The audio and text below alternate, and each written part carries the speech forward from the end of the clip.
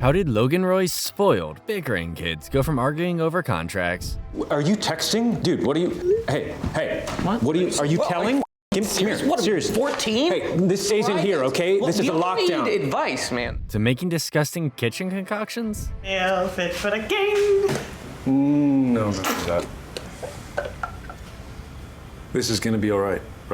In this video, we're going to find out. Succession is a satirical black comedy drama widely considered to be one of the greatest shows of all time, receiving universal critical acclaim and winning 19 primetime Emmys, including for Outstanding Writing and Outstanding Drama Series. It's even been compared to the works of William Shakespeare, particularly King Lear. Today, we're breaking down the entire story of Succession from start to finish. Let's get started.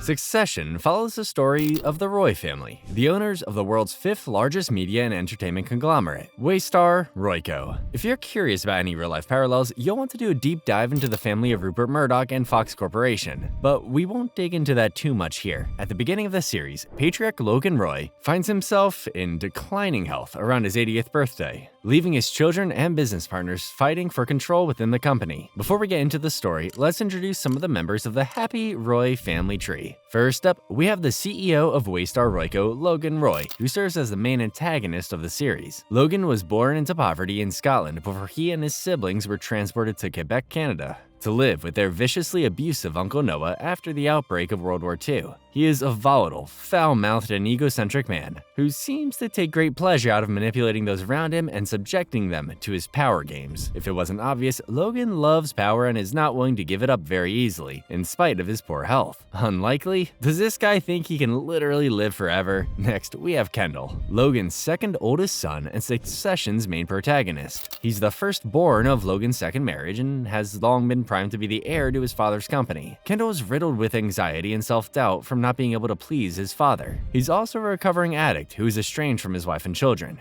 Throughout the series, Kendall struggles to reconcile his love for his father and the lack of respect it brings him. Unsurprisingly, he's also a bit of a workaholic.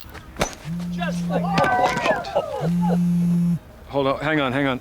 Sorry, apologies. Then there's Roman, the youngest son of Logan. He's a bit of a screw-up and often serves as comic relief during the show. Roman is snarky, crude, immature, and deeply insecure, taking a sick joy out of humiliating others and himself. Nonetheless, he does display a sort of sensitivity towards his family. Can we think about it? Yeah, of course. I thought about it. You. Something his siblings lack, but he's also not stupid and can see through a lot of BS. Siobhan, appropriately nicknamed Shiv, is the youngest of the Roy children and Logan's only daughter. She's whip-smart, confident, assertive, and works in liberal-leaning politics, putting her in opposition with the family's right-wing media enterprise. Hey, sis. Hi. Oh, politics still Jeez. boring the living out of you? Yeah, you know, burying the bodies, counting the cash. She's definitely still related, though. Shiv is dating certified beta male Tom Wamsgans, a Minnesota boy and a self-proclaimed outsider with no money. Tom is desperate for the approval of the Roy family, particularly Logan, and is happy to embarrass himself in order to earn it. Did you rehearse that? No. No. Yes, but... Okay. Okay, let's play ball.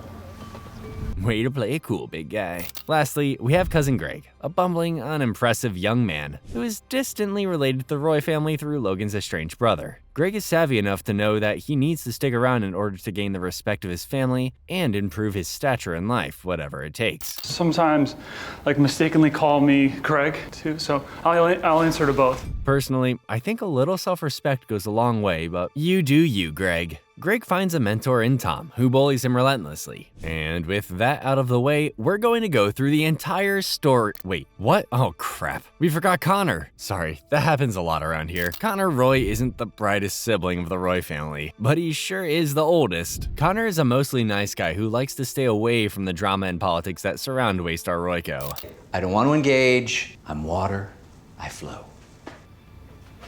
But like his younger siblings, he can't help but want to impress his father, and often finds himself engaging in delusions of grandeur to quell his feelings of being unwanted. Because their dad was never really around when they were kids, Connor also did a lot of work raising his younger siblings emotionally, taking them on fishing trips and whatnot. Okay, now let's go through the entire story of Succession from start to finish. The pilot, titled Celebration, opens with Logan Roy relieving himself in the middle of the night. Not in a toilet, unfortunately, but on the carpet. Logan's third wife, Marcia, redirects him back to bed. Yeesh. The next morning, Kendall is driven to Waystar Royco headquarters to complete a business deal with Lawrence Yee, the founder of a small online media company called Vaulter. Kendall is in a great mood because his dad is about to hand him the keys to the kingdom. Kendall arrives at Waystar in a great mood until Yee backs out of the deal. Kendall doesn't want to take no for an answer or let his dad know what happened. But too bad for Kendall because his dad checks in on him anyway, seeming not too pleased by the increasingly costly business deal.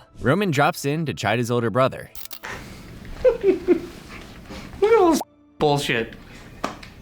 That's Roman, always keeping it real. Ray is taking a smoke break in his car. He's in training to be a mascot for the Bright Star Adventure Parks, one of the many branches of the Waystar Royco empire. Unfortunately, the job isn't as easy as it looks. Greg gets tackled by little kids and throws up, getting himself fired. And that's why we don't do drugs at work, kids. He calls his mom, who tells him to show up to his estranged great uncle's birthday party and schmooze a little. Shiv and Tom, meanwhile, are shopping for a birthday gift for Logan.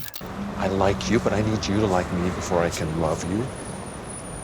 What a not creepy thing to say about your potential father-in-law. Back at Logan's apartment, a small army of workers is preparing the space for the party. The siblings show up, followed by Greg, who gets tackled by a security guard before Logan reluctantly invites him upstairs. Roman gleefully reports to his dad that Kendall's deal with Vaulter is hitting some snags. Logan holds a quick meeting with his kids to discuss his will. He wants to add Marcia to the trust, providing her with an additional vote to decide the successor of his media empire upon his death. As chairman, CEO, head of the firm. Dad, you what? Oh, and he isn't planning on retiring anymore, breaking his promise to Kendall. Kendall angrily confronts Logan, who tells his son he's too weak and conflict-averse to run the company. The family gets in their fleet of private helicopters to go play softball. Kendall gathers Shiv and Roman in an attempt to get them to block the trust vote and allow him to become CEO. But knowing they'd be Kendall's subordinate, his siblings aren't interested. Tom decides to take Greg under his wing, seemingly delighted by the strange power dynamic. Kendall leaves to take care of business. Down a player, Roman recruits the groundskeeper's kid to play, offering the boy $1 million if he hits a home run. The kid gets tagged out by Tom, and Roman rips the $1 million check up in front of him. It was a really good effort, really. Quite tremendous. So take this back to your life. It's $250,000. Enjoy. You know, I think this is part of what they consider wholesome family fun. The kid and his family are persuaded to sign an NDA and are offered Tom's gift, a $15,000 watch to pretend the incident never happened. On his way off the field, Logan fires Frank, the current COO and his longtime friend. Back at the office, Kendall closes the Vaulter deal with an offer the small company can't refuse. This is a deal so good, you have to take it, or we'll see you in court, dude. On their helicopter ride back, Shiv and Roman tell their father that they aren't ready to sign the trust papers. Logan immediately has a stroke, and they are diverted to the hospital. Yee hears this news and suddenly finds Kendall's offer much more appealing. Deal. It's all very exciting. I can't wait to see We got a it deal? forward. Yeah. Serious? Yes. Oh, dude. Closing out the episode, we hear overlapping news reports discussing the earth-shaking and market-moving news that Logan Roy has been hospitalized. In the next episode, titled Shit Show at the Factory, Kendall arrives at the hospital, where the rest of his siblings are already watching their father being poked and prodded in the ICU. The Roys bicker with each other and with the hospital staff, which somehow doesn't speed anything up for them. We'll be with you as soon as we have an assessment. Okay, well, that's not good enough. Okay? We need to know what's happening, now. Unless you know how to bribe the Grim Reaper, Kendall, I'd just let her do her thing. Carl, the Waystar Royco CFO, and Jerry, their general counsel, arrive at the hospital and tell Kendall that he will serve as acting CEO during his father's absence. And yes, this has to be solved right now because the company wants to avoid fluctuation in the stock price. God forbid. Roman was promoted to COO right before Logan had his stroke, which is news to Kendall. Kendall tells Carl and Jerry that none of the moves his father made that day were on paper. Therefore, they can just get Frank to come back and pretend none of it ever happened. There's the spine your dad was looking for, Ken. Feeling tough, he calls Yee to berate him, after the guy sent him flowers. In response, Yee publishes a scathing article about the family drama on his website. Roman pulls Shiv aside and tells her that he wants to sign the trust papers. Shiv isn't ready to hand over the power to her stepmother, however, and the pair get into a slap fight. You, man. Wait, stop it. Stop it. What would you do if your dad were on his deathbed and billions of dollars were at stake? Greg, meanwhile, tries to schmooze Marcia into securing a job for him. Annoyed, she sends him away to get some stuff from their apartments. Roman asks him to get the trust papers while he's there. Later, Shiv calls Greg to tell him not to bring the papers. Don't bring them in. Okay. Like, what's the chain of command here? Are you the more senior sibling? That is a question we're all asking, Greg. Connor, who has been here the whole time, is joined in the waiting room by his much younger girlfriend, Willa. Kendall tells his siblings that he's been appointed CEO, but Shiv and Roman believe him unfit. Complicating things further, Frank refuses to come back on as COO. The family is informed that Logan had a hemorrhagic stroke and that surgery will not be possible due to his age. Shiv wants a second opinion, but Marcia is next of kin and insists he stay put. Roman and Shiv attempt to persuade Jerry to act as CEO, but she isn't interested. Tom figures that now is as good a time as any to propose to Shiv. She agrees as long as he promises to do a better job re-proposing later. Greg decided not to bring the trust papers in the end, clearing the way for Kendall and Roman to lead the company as CEO and COO respectively. COO. I hereby concur. Thanks for the input, Connor. Jerry pulls Kendall aside to deliver some more bad news. Logan has left the company $3 billion in debt. Back in his hospital room, Logan miraculously comes to. Guess all that planning was for nothing, huh? The next episode is titled Lifeboats. Kendall heads to Waystar Royco early in the morning. The company's stock is hitting dangerous lows. If the share price is reduced to $130, their creditors are entitled to demand full repayment of Waystar's $3 billion debt, which could bankrupt them. Just fun, first day on the job stuff. He calls his wife Rava, who, reminder, he is separated from, but she's too busy with her kids to offer business advice. Kendall and Jerry get one of the bank managers on the phone, asking him to reconsider pursuing the loan repayment. But Kendall is way out of his league and doesn't really have anything to offer the bank. Kendall loses his temper, and the bank hangs up on him. Dude, I was only trying to be nice. That was a show, and you handled it like a moron, is the truth. Couldn't have said it better myself, Roman. Logan is back home from the hospital when Shiv and Tom come to visit on their way to corporate HQ. Marcia dismisses a few of Logan's caretakers, one of whom is crying. The other nurse comforts her, saying that it's just from the morphine. Weird. Shiv insists on going up to see her father, but Marcia pushes back. The nurse is short with them about Logan's status too, making Shiv and Tom more suspicious. Kendall and Roman have their first big boy meeting with the company's division heads to discuss the stock situation. This morning he put on a sock, so... That's right. This morning he tried to put on a sock. No, not the sock situation, the stock situation. Kendall proposes the strategy of 1,000 lifeboats, suggesting that the company buys up enough other media companies to maintain stability. When Kendall gets back to the office, he is accosted by Sandy Furness, the CEO of Waystar's primary competitor. Sandy offers his mentorship to Kendall, suggesting a potential merger or acquisition between the companies. Roman tells his older brother that the stock has fallen below $130, putting the company in a potentially catastrophic financial position.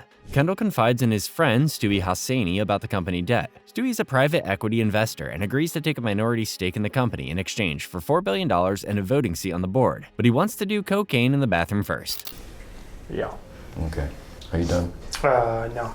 Way to stick to your recovery, Ken. Kendall gets to tell the bank to screw off and has dinner with Rava that evening. They end up sleeping together, but she makes it clear that this is a one-time thing. On her way out the next morning, Rava encourages Kendall to get a divorce lawyer. Shiv meets up with her ex-boyfriend and political advisor Nate Safrelli to have him run a background check on Marcia. Really flirty energy with them, by the way. She's only able to find vague details about her troubled history. Shiv forces herself past Marcia to see her dad, and a very uncomfortable scene unfolds. Not that Logan needs defending, but remember, he's drugged up as all get out. Marcia tells Shiv that if she wants to know anything about her history, she just needs to ask. Kendall visits his dad at home, who has finally come to. Kendall tells Logan that he got the company out of debt, saving them from bankruptcy. Logan is not impressed and calls his son an idiot. Greg, who has been wandering around the office aimlessly with Tom, spots Sandy and Stewie having an off-the-record discussion in the park. Maybe the kid is good for something after all. The episode is titled Sad Sack Wasp Trap. For the record, they aren't talking about regular wasps here, but white Anglo-Saxon Protestants. Kendall is preparing a speech for the annual Foundation Gala, but he doesn't have a date. When he gets to Waystar, he's surprised to see Logan at the office. Well, no, I guess not. Logan says that he's trying to prevent further mismanagement from Kendall, but he still seems really out of it. Later, at his physical therapy, Logan is informed that Kendall plans to announce that his father is stepping down from public duties. Furious, Logan decides to attend the gala at the last minute. He hijacks Kendall's meeting with Stewie, before taking a quick trip to his son's office to urinate on the floor, which may or may not have been on purpose. Kendall discovers the pee stain and decides to tell Roman. Frank, and the other senior executives. Now, everyone is worried that Logan is going to embarrass himself and the company at the gala. Roman calls Shiv, informing her that the future senator she works for is embroiled in a scandal. Joyce Miller's husband has nudes leaked online. With the caption, "Check out my." It was on a site called Filthy Rich. I guess it's not a leak if you do it yourself. Joyce tells Shiv that this whole thing could go away if ATN, Waystar's right-wing news network, would let it go. She suggests that Shiv calls her daddy to fix it. Shiv approaches Eva, the much less scary head of ATN, to stop the story. Eva dismisses her, leaving Shiv with a bruised ego. Tom and Greg, meanwhile, are attending the retirement party of Bill Lockhart, the outgoing head of Brightstar Cruise Lines. Bill pulls Tom aside to give him a super quick heads up that Waystar Royco executives have been covering up tons of crimes. I mean, it's not a big deal, Tom. Right, but what is it, Bill? Yeah, no biggie, it's just sexual assault, murder, and making Tom an accessory to those crimes. Tom confides in Greg that he wants to go public with the information, but at the gala, Jerry tells him to keep his mouth shut. Tom berates Greg for ratting him out to Jerry, which Greg vehemently denies ever happened. This leaves Tom suspicious of Shiv, the only other person he mentioned the scandal to. That night at the gala, Connor is doing very important work as usual. Forks are to be placed thusly. This is how they do it at a Dakota Dude Ranch. This is how we do it at the Reckney Ball. Now please go check every other fork. While wandering around, he finds out that Kendall plans to announce Logan's retirement mid-speech and goes to their dad to tattletale. Logan informs Connor that he will be speaking instead and bribes the MC to make it happen. Connor passes this information on to Kendall, who's enjoying an awkward date with ATN broadcast personality Anna Newman. Kendall approaches Jerry in an effort to stop his father from speaking. In response, Jerry speaks to Logan, wishing him luck before he goes on. On stage, Logan announces Shiv and Tom's engagement and states that he will be back in his full capacity as CEO despite his health issues. The siblings are shocked, but they have no choice but to stand and applaud with everyone else. Why didn't you just talk to me? Off. I don't know, Ken. Why didn't you just talk to him? Kendall confronts Anna for being cold and dismissive to him, and she admits that she only said yes to the date because her boss forced her to. Ouch, rough night. As they're leaving, Jerry approaches Greg, confirming that he did rat out Tom. Dang, Jerry just might be the mastermind of this whole operation. In this episode titled I Went to Market, Marcia invites Logan's brother Ewan to Thanksgiving dinner. Greg makes the 12-hour drive to Canada to pick up his grandpa Ewan, hoping to bond along the way. He's rewarded with awkward silence the entire drive back to New York. Back at Waystar, Kendall and Roman are skeptical of Logan's plan to buy local TV stations. Their dad shuts them down, assuring everyone he knows what he's doing. Dad! Hey, whoa, stop. Maybe he's trying to say he wants a bigger mug. Kendall begins plotting a vote of no confidence against Logan, with Roman and Frank offering their support. Shiv presents Tom with a prenup, which he wants to sign without reviewing. Shiv insists that he at least has a lawyer review it, later learning that Tom's mom is his only lawyer. Wow, you'd think you know someone. At the office, Tom needs a fall guy. Someone willing to shred a series of documents exposing the crimes that were committed on Brightstar Cruise Lines. Tom sends Greg, the one guy who would be up to attaching his legal name to such a sketchy task on Thanksgiving. Connor arrives with Willa, and the other siblings gossip about her status as an escort for hire. Greg gets stuck with her after everyone else ditches them. Would you rather be trapped in a swimming pool with a shark or in a cage with a tiger?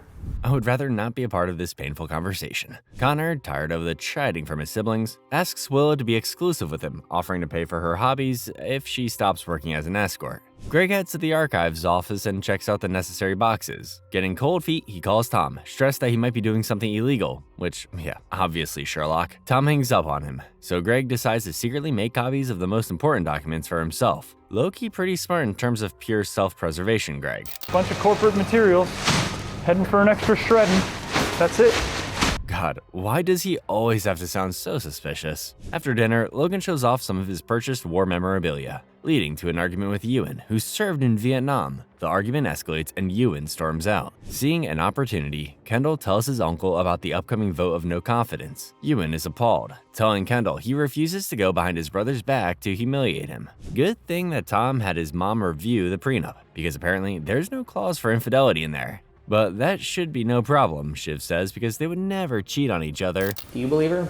Although she does coach professional liars for a living, so you do have to factor that in. Fair point, Rome. After a passive-aggressive round of what is everyone thankful for, Marcia wants to play a new game called I Went to Market, as they pass around a can of cranberry sauce. Logan goes blank and forgets his line. Kendall's son Iverson insists that his grandfather's turn is over, and tries to pry the can from him. Logan hits him in the face, and it doesn't really look like an accident. Kendall comforts his son with Rava, but the damage is done. Later that evening, Jerry approaches Kendall on the balcony and tells him that he has her support for a vote of no confidence. The next episode is titled, "Which Side Are You On?" This is also the title of a 1931 song written by union activist Florence Reese, and you'll hear it at the end of the episode if you watch it in full. The vote is approaching, and Kendall is doing his best to garner support. At a party, Stewie says his main concern is not losing money.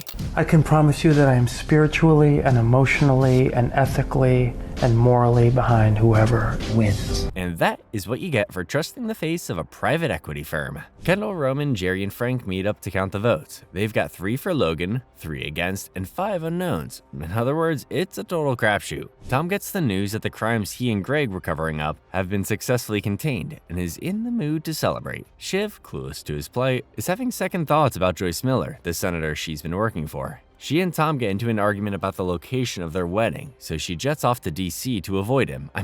Take care of business. Logan is also on his way to DC to meet with the president, annoyed that he has to go and even more annoyed that the president wouldn't travel to him. When they arrive at the White House, the meeting is canceled due to a national security issue. Logan, feeling snubbed, is furious. Tom asks Greg out to dinner to thank him for his document shredding. Plus, I think he's been waiting his entire life to show off to someone. Greg meets up with Ewan, who tells his grandson about the vote of no confidence the next day, implying he should stay far away from the messy drama of their extended family. Instead, Greg tells Tom about the vote, who goes into a panic and calls Kendall to let him know. He does not feel the need to tell Shiv, apparently. Shiv meets up with fellow political fixer and ex-boyfriend Nate to discuss their political futures. Nate offers her a job with his boss, Senator Gil Evis, during his upcoming presidential campaign. You and me?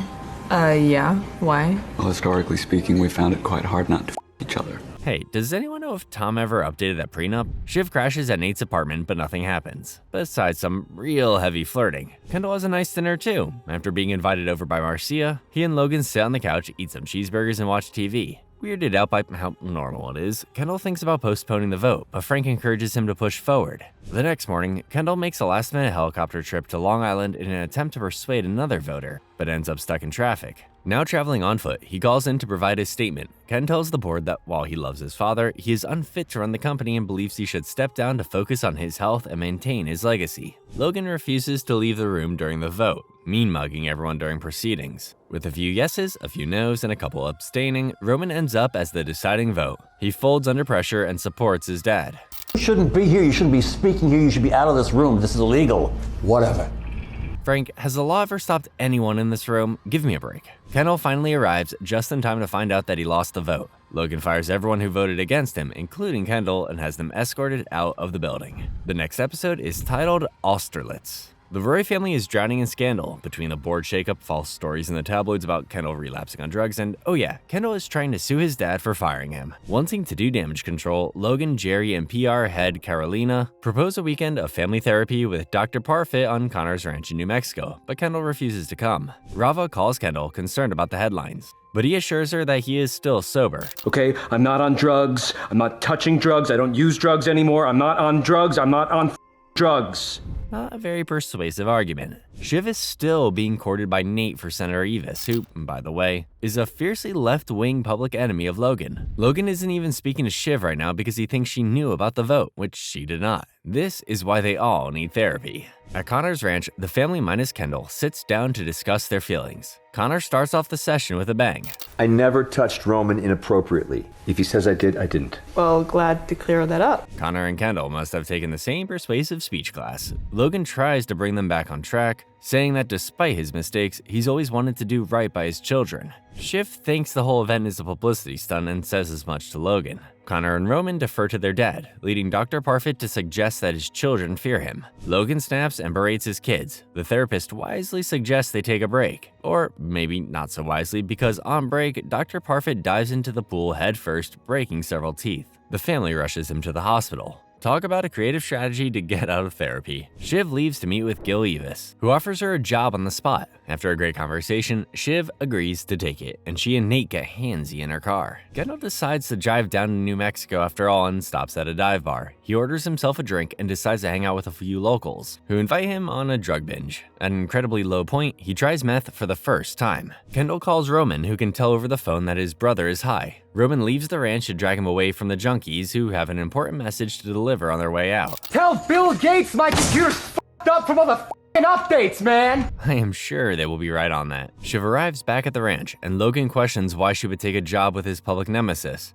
In the midst of their arguing, Kendall begins singing and pounding on the windows, making it pretty clear that he has relapsed. Kendall accuses his dad of planting false stories about his relapse in the tabloids, which Logan fesses up to before calling Shiv a coward and insulting Tom. Kendall accuses Logan of being jealous of his kids for having been born luckier than he was and taunts him over his evil Uncle Noah. The fight almost gets violent, but Marcia pulls the men away from each other. The next morning, the family exchanges uncomfortable goodbyes. It's funny, I wanted them all here, but I feel relieved they're starting to go. It'd be nicer when it's just us.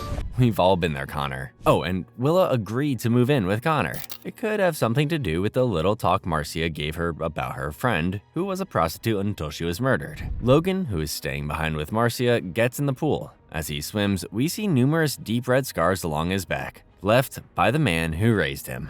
This episode titled Prague opens at Waystar, where Roman is pushing through an acquisition deal. We hear a little bit more about Logan's business philosophy. You screw them out, you chisel them out, then hurt them, and then you watch them squeal. I, for one, am shocked this guy has a troubled relationship with his kids. Anyway, Roman has also been tasked with planning Tom's bachelor party in Prague. Stewie convinces Roman to skip Prague and bring everyone to an underground private party instead. He notes that Sandy Furness will be there, reminder, the CEO of Waystar's direct competitor, ready to be schmoozed. Kendall is looking worse for wear as he struggles through unemployment and his reactivated addiction.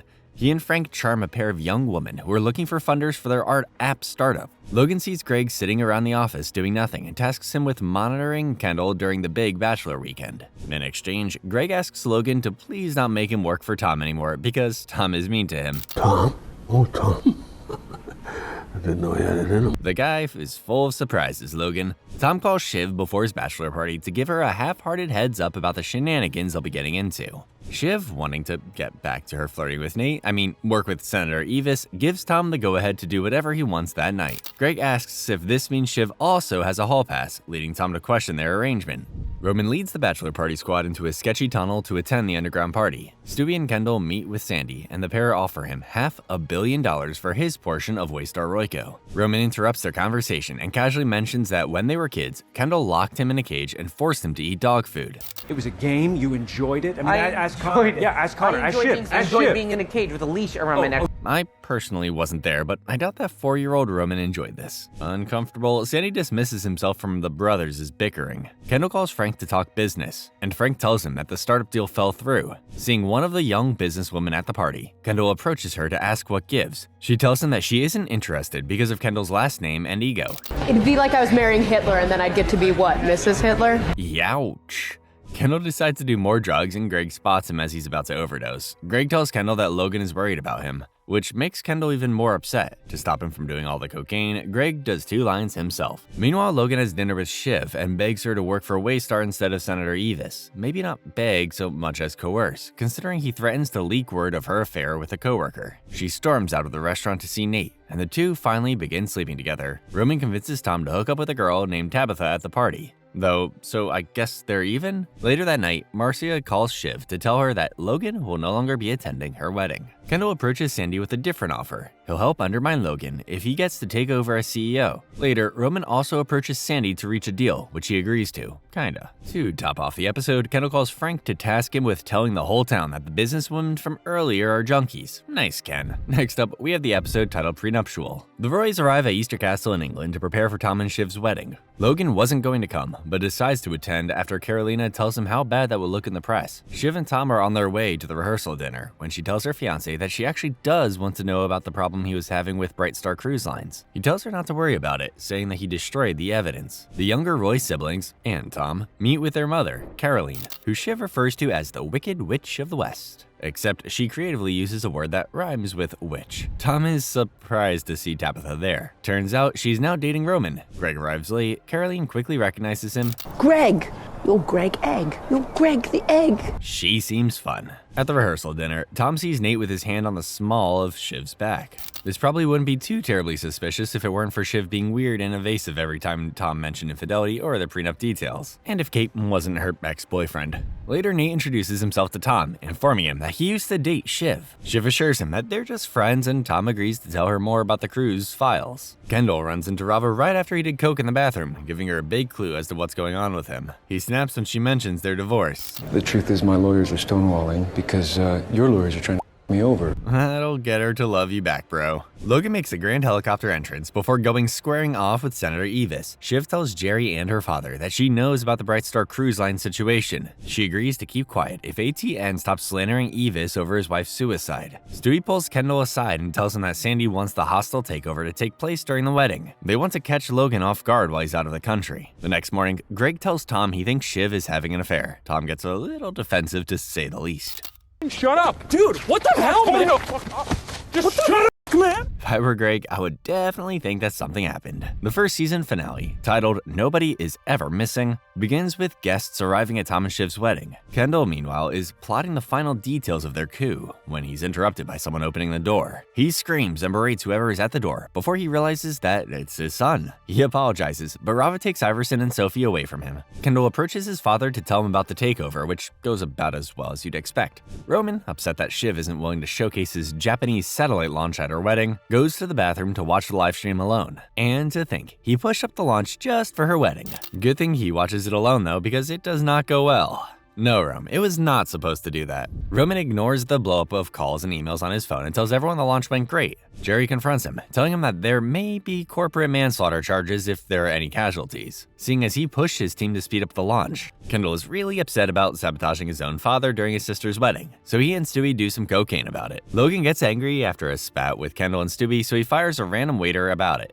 Connor has finally figured out what he wants to do with his life. Okay, what is it? President of the United States. Willa is pretty annoyed by this since it will take the focus off her play, which Connor was not willing to fund. Plus, I mean, he's obviously not going to win. Or is he? At the wedding reception, Connor brings his siblings into his side room. Logan has informed them about Kendall's takeover plan. Shiv and Roman berate their brother for the shady dealings and taking company control away from the family. Connor calculates that now is a great time to tell everyone about his presidential ambitions, bewildering his siblings. Exactly. You're all living in a fucking dream world. Aw, let him play in the sandbox, Ken. Logan enters the room and savagely drags Kendall, who leaves to find more cocaine. Roman finds Jerry, who tells him that he's off the hook. The explosion only caused a few very serious injuries. What a relief. Kendall runs into Greg, who tells him about his role in the cruise line scandal. Greg suggests that he might be a good person to keep around. Seeing as he made his own copies of the evidence, Kendall is impressed and asks Greg where he can find more cocaine. Tom and Shiv sneak away to their wedding suite, where Shiv guiltily confesses to her affair with Nate. She suggests that she may be better suited for a non-monogamous relationship, which Tom reluctantly agrees to. Not that he has much of a choice at this point, they just tie the knot. Tom later kicks Nate out of the wedding and makes him return his glass of wine. Put it the back. Here you go. Don't make a mess. Ew, why was that so uncomfortable to watch? Kendall runs into the waiter his dad fired earlier, whose name is Andrew Dobbs. Kendall apologizes, but Andrew assures him that he got NDA money and will be fine. Kendall is still looking for cocaine. Andrew tells him he has a connection, but he's too high to drive them anywhere. Kendall says that he can drive despite rarely driving a car, let alone a stick shift. And he's also high. While distracted by the gear shift, Kendall almost hits a deer. Andrew grabs the wheel, causing the car to swerve off the bridge, careening into the pond. The car sinks into the water, and after some struggling, Kendall is able to escape. He tries to dive back in to save Andrew, but it's too dark. The kid is drugged up, and there's nothing left to be done. Andrew never resurfaces. In shock, Kendall walks back to the party in the rain. He heads to his room, but realizes he lost his key. He breaks into his room, showers, changes clothes, and returns to the wedding as if nothing has happened. The next morning at breakfast, everyone has already heard about the horrific accident with the waiter, but no one suspects Kendall. Logan calls Kendall into the library and tells him that they found his key near the site of the accident. The official family story is that the waiter was a thief who stole Kendall's key, but privately. Logan tells his son that he knows what actually happened. Logan promises Kendall that he will handle everything, but he must go to rehab and call off the takeover plan, which up until this point was a slam dunk. Kendall knows that Logan is right, and he cries as his father holds him in his arms. On to Season 2. The premiere episode of this season, titled The Summer Palace, opens with Kendall in rehab in Iceland. 48 hours after Shiv and Tom's wedding, he's pulled out by one of Logan's employees, who tells him he needs to give a public statement withdrawing his role in the hostile takeover. Carolina gives him a single line to rehearse over and over again. "I saw their plan, but my dad's plan is better." Seeing his disorientation and nosebleed, Carolina attempts to pull the TV spot, but Kendall insists that he's fine. Yeah, this doesn't feel like a hostage situation at all. The rest of the family watches the interview from afar. Logan is pleased. Kendall returns to New York and meets with Logan for a debriefing. Kendall tells his father that he gave Stewie and Sandy information regarding his health decline and erratic behavior and tries to apologize, but Logan sends him away. Kendall talks to Carolina about needing drugs, promising to get clean soonish. Why he would discuss his active drug addiction with the head of public relations, I have no idea. Since Carolina blew him off, Kendall tasks Greg with getting him the drugs instead. Logan meets with Jamie Laird, his financial advisor, who recommends he sell the company to prevent an expensive, years-long legal battle with Stewie and Sandy. Besides, it's this or getting swallowed up by big tech. Roman, meanwhile, is in Japan, holding a press conference about the exploding satellite, which, reminder, was totally his fault. Mid-conference, the Roy siblings get the message that Logan decided to sell the company. Tom and Shiv abort their honeymoon, and the whole family heads to the summer home in the Hamptons, which smells super bad for some reason. Dead kid, shallow grave somewhere here, or what? Careful if you tell that joke around Kendall, Rome. Speaking of the kid that Kendall got killed, Colin, the Roy family fixer, officially assures Ken that he's off the hook for all that. Hooray! Shiv and Roman approach Kendall to ask him why he pulled out of the takeover deal. Not knowing the truth of what happened on Shiv's wedding night, Kendall is tight-lipped and repeats his PR-tested line. His siblings tear him to shreds over it. The family gathers for lunch, and Logan asks everyone for their opinion on whether or not he should sell the company. It's a pretty quiet discussion. Logan speaks to Roman and Shiv individually. He tells Shiv that his plan is to sell if she does not take over as CEO. Taken aback, she eagerly accepts his offer, and they agree not to tell the others until more details are ironed out. Shiv tells Tom that she was able to score him a position as head of global broadcast news at ATN, but doesn't tell him about the CEO offer. The house staff locates the source of the smell. It's a bag of dead, maggot-infested raccoons. Irate, Logan confronts the contractor, accusing him of planting the raccoons in exchange for being lowballed. After a screaming match, he stiffs the contractor for $200,000. At dinner that night, Logan tells the family that he doesn't plan to sell and will be putting Kendall and Roman on as co-COOs. Kendall and Logan head back to the city to meet with Stewie and Sandy, and back out of the deal once they arrive. Logan decides to let his son take the reins on this one and stays in the car. Stewie tries to get his friend to tell him what happened, but Kendall again repeats his PR-tested line. Unable to make a deal with Stewie and Sandy, Kendall tells them that Logan plans to destroy them. He will send men to kill your pets, your wives, and it will never be over, so that's the message. Ooh, someone tell Logan that he can reuse the dead raccoon idea. The next episode is titled Walter. Kendall and the family are at Bright Star Adventure Parks, which is closed off to the public for Sophie's birthday. It's good to be king, eh? Or princess in Sophie's case. Kendall, Roman, and Shiv are called into a meeting with Logan, where he and Jerry are watching Stewie eviscerate the patriarch on national television. Shiv and Logan want to retaliate immediately, and Roman and Kendall are tasked with fixing the financial burden that is Walter. Sure, it's not as good as the offer Logan just made Shiv, but Roman really wants the approval of his dad, plus free cookie. Kendall and Roman arrive at Walter. Reminder, since it's been a minute, Walter is Lawrence Yee's digital media company that Waystar acquired in Season 1. Logan wants a full view of Walter's finances, and he gives them mountains of paperwork to sift through. Roman decides to take some staff members out for drinks and hope that they'll divulge some sensitive information. Senator Evis offers Shiv the position as chief of staff if he wins the presidential election. Well, someone's a hot commodity. Later that night, Shiv speaks with Logan, who tells her she'll need about 3 years of experience before he'll officially appoint her CEO, as opposed to Kendall and Roman, who are dweebs with tons of experience. Logan, it's your company. You can literally do whatever you want. No one can stop you. Tom has a tough first day at work. Division head Sid Peach insults him for believing that Logan sets their news agenda, which I mean, he does. In response, Tom sicks Greg on ATN to root out inefficiencies. In corporate speak, that means find as many people as possible to fire. The next morning, Roman and Kendall meet with Logan. Kendall thinks the fundamentals of Walter are solid, while Roman says he finds the workers to be lazy, and they're looking to unionize. Guess one night out for drinks is great for information gathering. Logan sides with Roman and tells his sons to shutter Walter entirely. Kendall approaches the team to try to stop them from union organizing, offering them higher salaries in return. Pro tip: if your boss ever tells you this, he is full of garbage, and you should definitely unionize. Connor and Willis are hosting a soiree to celebrate their return to New York. Greg tells Tom that ATN could save time and money by digitizing, and Tom is thrilled by the prospect of firing 50 skulls from the newsroom.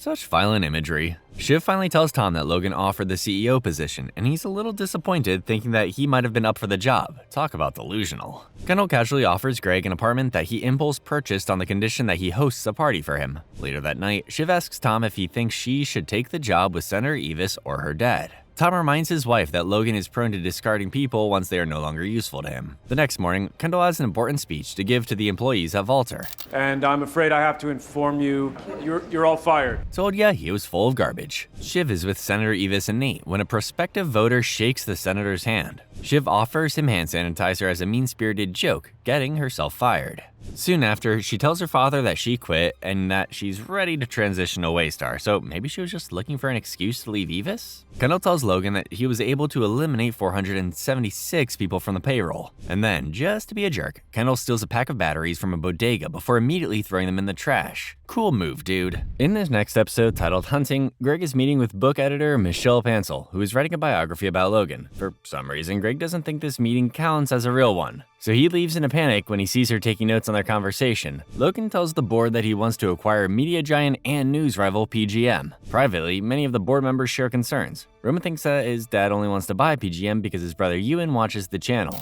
To help with the potential acquisition, Logan rehires Frank, who is friends with Nan Pierce, the owner of PGM. Connor is still for some reason running for president, and he sends out his first draft campaign video to the family. And Logan tasks Shiv with getting Connor to stop making a fool out of himself with his anti-tax campaign. There's about 5 million other ways you could get your message across, Con. Shiv, unhappy that she's not going to the company retreat in Hungary, tells Tom that he needs to get Logan to change his mind on acquiring PGM while there. While the family and Waystar executives are on their flight to Europe, Logan hears that Michelle Pansel has a source from his inner circle, leaving Greg sweating. Shiv meets with Connor and tells him that their father doesn't want him to release the campaign video. It softens the tannins, heightens the aromas. You can age your wine 5 years and 10 seconds, truly. You know, I really don't think Bezos and the Clintons are worried about it too much. Willa heads out for drinks and Shiv invites her along, and later sleeps with one of Willa's castmates. Connor releases his video despite his family's wishes. In Hungary on the company boar hunting trip, Greg tells Tom that he met with Michelle Pansel. Tom tells him to keep that secret buried deep, deep down.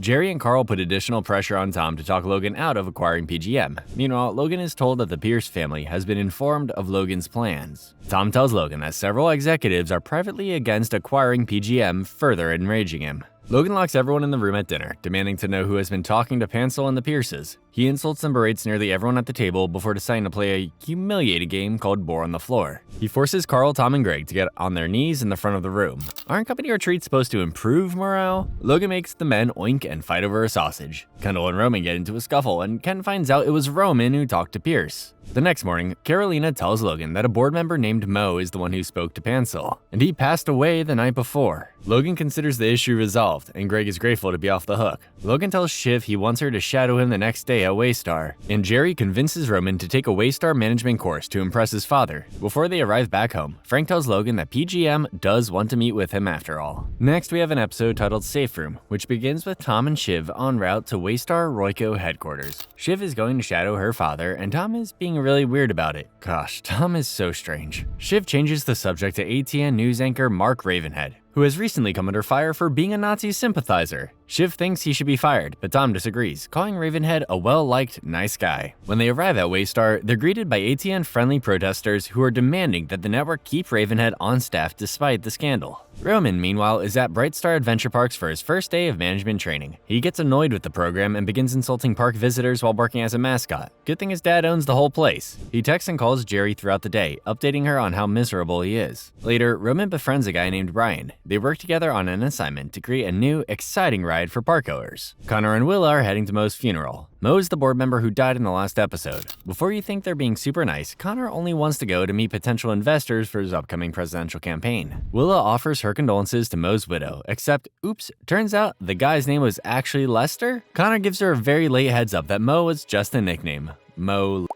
Get it? Ugh. Shiv is meeting with Jerry when they are interrupted by Kendall's assistant Jess. Shiv pieces together that something is up with her brother, and Jerry admits to her that he's been shoplifting. Shiv is frustrated with how many chances her brother seems to get. Kendall and Logan meet with the CEO of PGM, Ray Jarrell, who informs them that the Pierce family has no interest in selling to Waystar. Tom meets with Ravenhead to get more information on his alleged Nazi-supporting beliefs. Tom wants to give him the benefit of the doubt, but Ravenhead is, proud of his controversial opinions on World War II. The meeting is interrupted by a gunshot. Tom and Greg are directed to a random office by security, which Greg notes does not seem very safe. And a person can fit through there. A person can definitely fit through that window. A small person, an attack child. What the heck is an attack child? The protagonist of a young adult fantasy series? Greg, shaken up by the situation and uncertain about the right-wing bent of ATN, tells Tom that he wants a different job at the company. Tom throws a bunch of water bottles at him and agrees to let him go. But not until Greg threatens him with the personal copies of the evidence he made regarding the Bright Star Cruise Line scandal. Roman is told about the shooting and uses it as an excuse to leave class. Brian finds him later to tell him that they won the contest, but Roman insists they only won because of his last name. You gotta believe in yourself more, my guy. Later that night, Roman tries to have phone sex with Tabitha, but hangs up with her in frustration. He calls Gabby to vent about his day and asks if his winning idea was actually a good one. She scolds him and tells him the idea is bad, and Roman begins touching himself. Logan is directed to a private and more secure safe room. Ray, Shiv, and Jerry are ushered in soon after. Logan repeatedly asks where Kendall is. We see him standing on the roof of the building, leaning over the railing to look at the street, which is troubling. He's soon brought to the actual safe room, where everyone is informed that the shooter was a suicide victim who shot himself at his desk. Since everyone is still locked in the safe room, the Roys decide to further negotiate with Ray about a PGM acquisition. Kendall is able to secure an unofficial deal, and Logan offers to fire Mark Ravenhead in return. Logan praises Kendall for his work, leaving Shiv feeling snubbed. She asks Kendall why their dad is protecting him, and he doesn't have a response. He assures her that he isn't going to be CEO, gives her a hug, and starts crying in her arms. The next episode of the season is titled Turnhaven. The family is going to be spending a weekend at the Pierce family estate, and Logan tells everyone to be on their best behavior. Shiv thought this was going to be a meeting finally announcing her ascent to CEO, but she's left disappointed. Logan tells Roman that he's proud of him for completing the management course, but to keep it to himself because it's embarrassing that he even went. Ouch. The Roys arrive to meet the Pierce family, and it's clear off the bat that there are some, shall we say, ideological differences. From what we've seen... So why wasn't I prepared for that? Because it's not my job, and ask your people. I'm guessing the Roys do not have a similar motto. Connor mingles with Maxim Pierce, trying to bond over their shared interest in politics. Maxim, however, has a genuine interest in politics as he works for the Brookings Institute, a highly respected think tank in Washington, D.C. Connor is way out of his league. Kendall arrives late and bonds with Naomi Pierce, a fellow recovering addict. Logan herds his family into a side room to scold them and yell at Shiv for making a rude joke about Mark Pierce's second PhD. Marcia makes a smart comment to Logan for treating her like a pupil instead of a partner. At dinner, everyone is being cordial, even Roman. Naomi and Kendall do some subtle flirting, and Connor begins to lose his temper with Maxim. The topic of Tom's work at ATN comes up, and the conversation quickly turns uncomfortable. Right-wing ogre at your service. That would be a funnier joke coming from someone who was not obscenely wealthy. Tom and Shiv excuse themselves for a quick team huddle, as they're both starting to panic over what the Pierces think of them. Marcia is offered more wine, which Logan declines on her behalf. Marcia insists on another. Good for you, girl. The conversation shifts, and the Pierces ask who will succeed Logan. He declines to answer. But Shiv decides that now is a great time to tell everyone that she is taking over Waystar, to the shock of everyone. Logan gets very upset at this, and Shiv begins panicking, thinking her dad might back out of the deal. After dinner, Kendall and Naomi sneak off to do drugs and end up making out in one of their private helicopters. Way better than the back of a sedan, am I right? Naomi confides in him about her rock bottom, which the Waystar Royco tabloids made gossip fodder of. Kendall tells her to think of the deal as a way to get out from her own family entanglements. Roman and Tabitha are back in their room and decide to have sex, but Tabitha gets weirded out when Roman asks her to pretend she's dead. Fair, Tabitha. That is a weird thing to ask. Roman goes to Jerry's room to tell her about what happened. She starts demeaning Roman, and he begins in her bathroom, while Jerry listens. The next morning, Kendall wakes up naked. He had, an accident in his bed. At breakfast, Roman jokes that he in the other room while Jerry listened. Looks like he took the Pierce family slogan to heart. The Roys gather in a small room with the Pierces, who agree to sell their company if they fulfill a list of conditions, including appointing Shiv as CEO, which Logan takes issue with. Impressive poker face from Shiv there. Logan exits the meeting angry. When everyone is back in New York, the Pierces call and agree to Logan's terms. Everyone celebrates with champagne, which Kendall does not drink. And Greg is also here. He tells everyone he wants to be Gregory now. Big moves. Next up, we have the episode titled Argestis, named for the World Business Conference the Roy family is attending. The family is circling in the company helicopter discussing the potential Pierce settlement, but there's no new information. Logan has Kendall go yell at their employees about it, which I don't imagine will speed things up. Shiv, meanwhile, is in New York being babysat by, shadowing, Frank. She bails on him. The Waystar team arrives at the conference, including Tom and Greg. No one else starts calling him Gregory, so I will not be either. They excitedly tell Logan about the new ATN slogan, "We're listening." Logan is less than impressed. Hugo Baker, a Waystar Parks and Cruises communications executive, shuffles Logan and the others in for a meeting. New York Magazine was tipped off about the scandal regarding Brightstar Cruise Lines and plans to go public within 48 hours. They get on a conference call with Shiv, only because Jerry phoned her in. Kendall wants to kill the story and take aggressive legal action against the magazine, while Shiv suggests they cooperate. Can we kill it? No, you can't kill it. I've killed bigger. No, not in the last 5 years. Wow, Shiv, you have no idea how wrong you are. Logan goes with Kendall's idea, but insists Shiv flies down to help with optics. Greg runs through the rain to tell Tom that "We're listening" won't work as a slogan, because ATN has been doing some sketchy data collection and they don't want to open themselves up to legal action. They discuss "We hear you," which doesn't seem better. Shiv arrives at the conference and meets up with Tom. She tells him that the cruise line scandal is about to break. Tom panics, telling Shiv that there's a trail from Mo to Bill, Tom's predecessor, to himself and Greg. Shiv says he'll be fine, which I personally doubt. Logan tells Rhea that he wants Nan Pierce to sign off on the deal within 24 hours. I wonder why. Jerry finds Roman and tells him that he needs to rub elbows with Azerbaijani aristocrat Eduard Asgarov for financing just in case the Pierce deal falls through. Roman tracks him down, and Eduard agrees to do a deal if Waystar's media company can support his family with propaganda. Hooray! Fuel civil war and genocide. Roman later asks Jerry if that was illegal or immoral, but she isn't too worried. Roman tells her in a very Roman way that she is brilliant but overlooked. Boring old sort of nothing, like a competent kind of clever filing cabinet that everyone seems content to have around. With a mouth like that, it's a wonder that he doesn't date more. The next morning, Logan and Kendall are getting ready to have breakfast with Rhea and Nan when they get some bad news. New York Magazine might run the story that morning. The men try to rush the agreement, but Nan isn't biting. The story breaks, and the Roys excuse themselves. In a private room, Logan brings family members and executives in to discuss the article. The magazine claims that Mo exchanged employment for and blacklisted women who did not comply. They want Shiv to speak on their upcoming panel to answer questions about the story. She, their token woman after all. But she declines. Kendall and Roman agree to do the panel instead. Later, Logan vomits from stress and maybe altitude sickness. Shiv reluctantly meets with Rhea, who admits she wants the deal to go through. Nan is much less certain. Rhea convinces Shiv to join the panel with her brothers, which would help convince Nan. After some debate among the family, they agree to have Kendall, Roman, and Shiv do the panel. Tom, meanwhile, is finishing up his ATN speech, where he announces their nonsensical new slogan, "We here for you." The panel begins, and the siblings are immediately questioned about the article. Shiv says that the accusations should be taken seriously, but they also happened a long time ago. Kendall promises that the company will deal with the allegations swiftly. Roman mostly stays quiet. Shiv makes a joke about the company having dinosaur values before making a cutting comment about Kendall.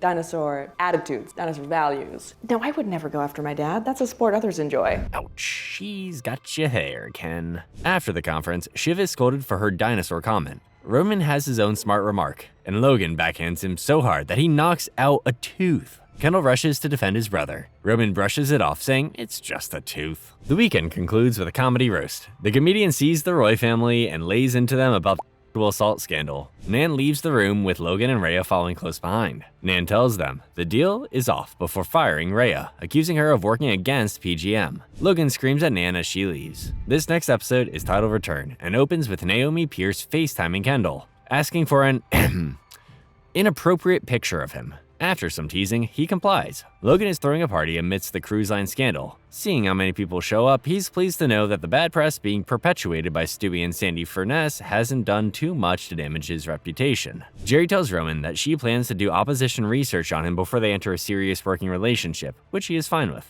Frank and Jerry call Logan, Kendall, and Roman in to discuss strategy regarding the push from Stewie and Sandy. I'll get one. Sure thing. That'll be $18,000. Is that how buying hot dogs works? Thousands of these videos have been sent out to shareholders, and Logan wants his children to speak with their mother and his ex-wife, Caroline, who owns 3% of the company, and to pull her over to their side. But not Shiv, Logan says. Roman goes downstairs to tell his sister that she's not invited. At work the next day, Tom is preparing to be interviewed about the cruise line scandal. He's surprised to get hard-hitting questions, as he thought it was just a formality. In a panic, he goes to talk to Shiv, who promises him that her father wouldn't throw him under the bus. I mean, wouldn't he though? She must think so too, because she decides to fly to London to confront him. Tom then meets with Greg, who also had to meet with the internal investigators. Tom demands he destroy the evidence copies that he made for himself. If he doesn't, he'll tell Logan and break his legs. Yikes.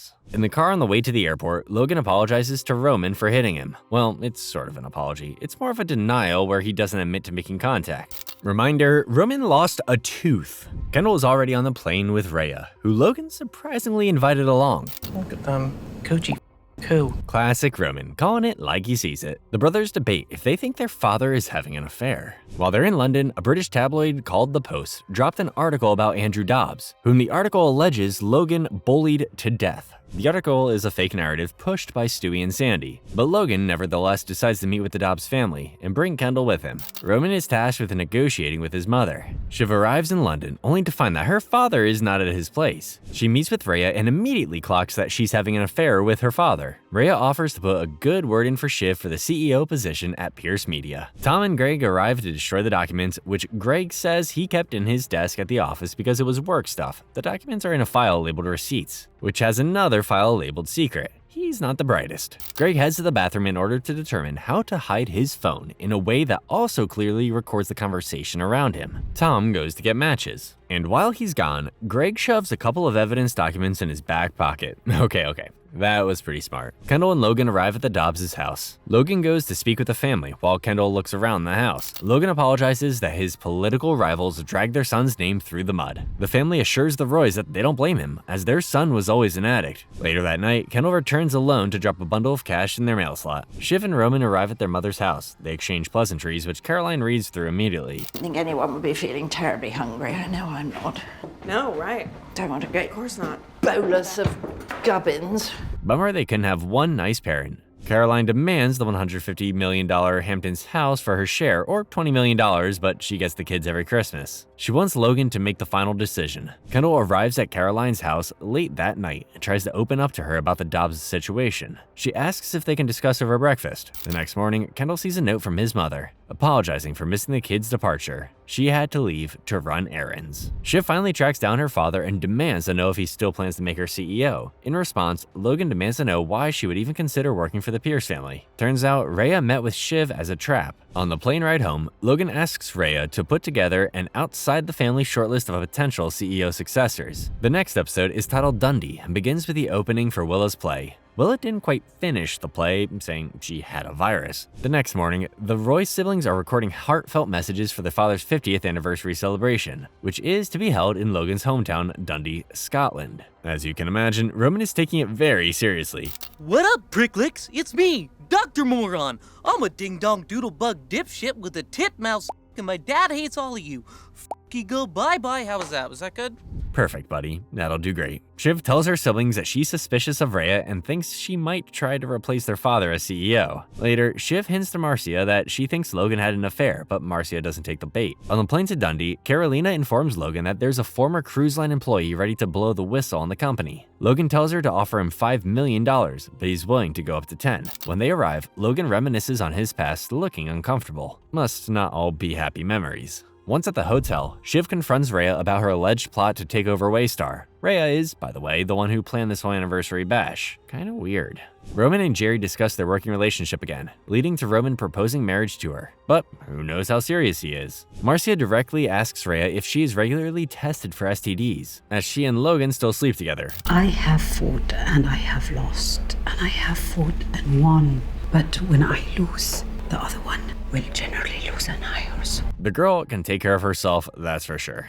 Jerry speaks with Shiv, wanting her thoughts on the whistleblower discussion. She gives them permission to go up to $20 million to stop them from talking. Kendall touches base with Rhea, who says she believes that Logan will hand him the CEO position when this is all said and done. But she also just told Roman she thought he was the smartest, so who knows? Logan is later confronted outside by his brother Ewan, who is invited by Rhea. They bicker and insult each other for a moment before Logan leaves. Ewan tells Greg that if he doesn't stop working for Logan, he will donate his $250 million inheritance to Greenpeace. Wait. Greg is going to wind up with how much? And he's doing this? Dude, take like a pottery class or something. anything. Greg approaches Logan later to awkwardly tender a resignation. Negotiate a bit of a Grexit? Did he now? How long did that one take you to come up with, Gregory? Logan tells him that Ewan is unlikely to cut him off, but he has to do what he thinks is right. Before the party, Shiv talks to her brothers about Rhea, but after speaking with her, they're both fine with her becoming CEO. At the party, Logan and Shiv call a truce. They're just starting to have a heart-to-heart when they're interrupted by Jerry, who pulls Shiv into a quick emergency meeting with Waystar executives. The whistleblower isn't interested in money and wants to go public. Shiv decides to keep her father out of the loop, at least for the night. Kendall, has a very special presentation.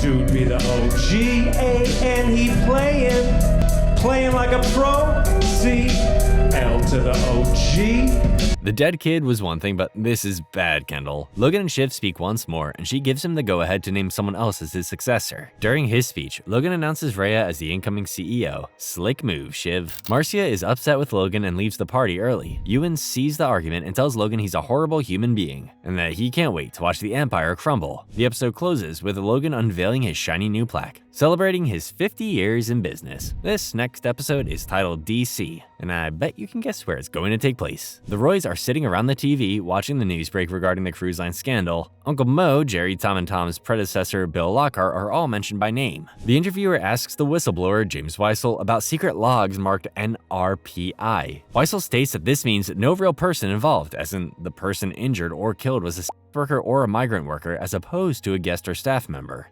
Yeesh. While discussing a plan to go forward, the family decides to throw Bill under the bus, even though they all like him. And Mo, because he is dead, and that's convenient. Greg announces to everyone that he turned down his grandfather's inheritance. Connor and Tom tell him that was a mistake. Shiv gets a call and finds out there are going to be House and Senate hearings on the scandal. Logan sends Roman to Edward in Azerbaijan to secure funding and take Waystar private. Before he leaves, Roman asks his father if he's okay regarding the Marcia situation. You may want to screw your mother, but I am okay in that department, thank you. At least we figured out where Roman got his potty mouth from. Rhea stops by to attempt to rally the troops. It's awkward and she quickly departs. Ooh, Logan got dumped by 2 women. In DC, the Roys are surprised to see Bill Lockhart in court. Tom and Jerry are seated before Congress, while Logan and the rest of the Waystar team watch the proceedings from a boardroom. Tom is called to the stand first, where he is grilled by Senator Evis, his wife's old boss. Is that more or less humiliating than your wife openly cheating on you? Evis asks Tom about his use of the Mo nickname and what it means, to which Tom has no answer. Evis goes on to ask about the missing documents checked out by Greg.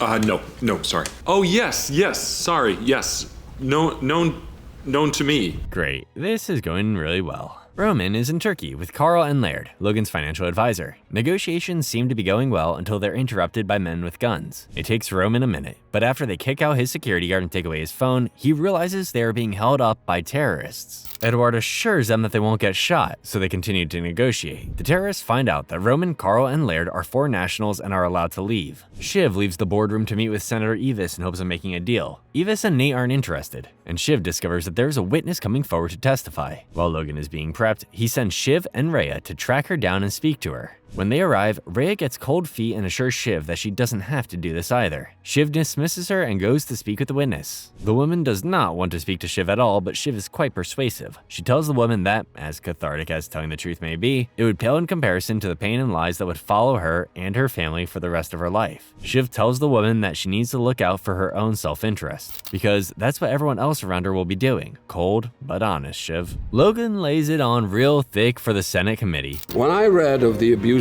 of power alleged in my cruise division, that was the worst day of my life. To think bad things might have gone on without my knowledge.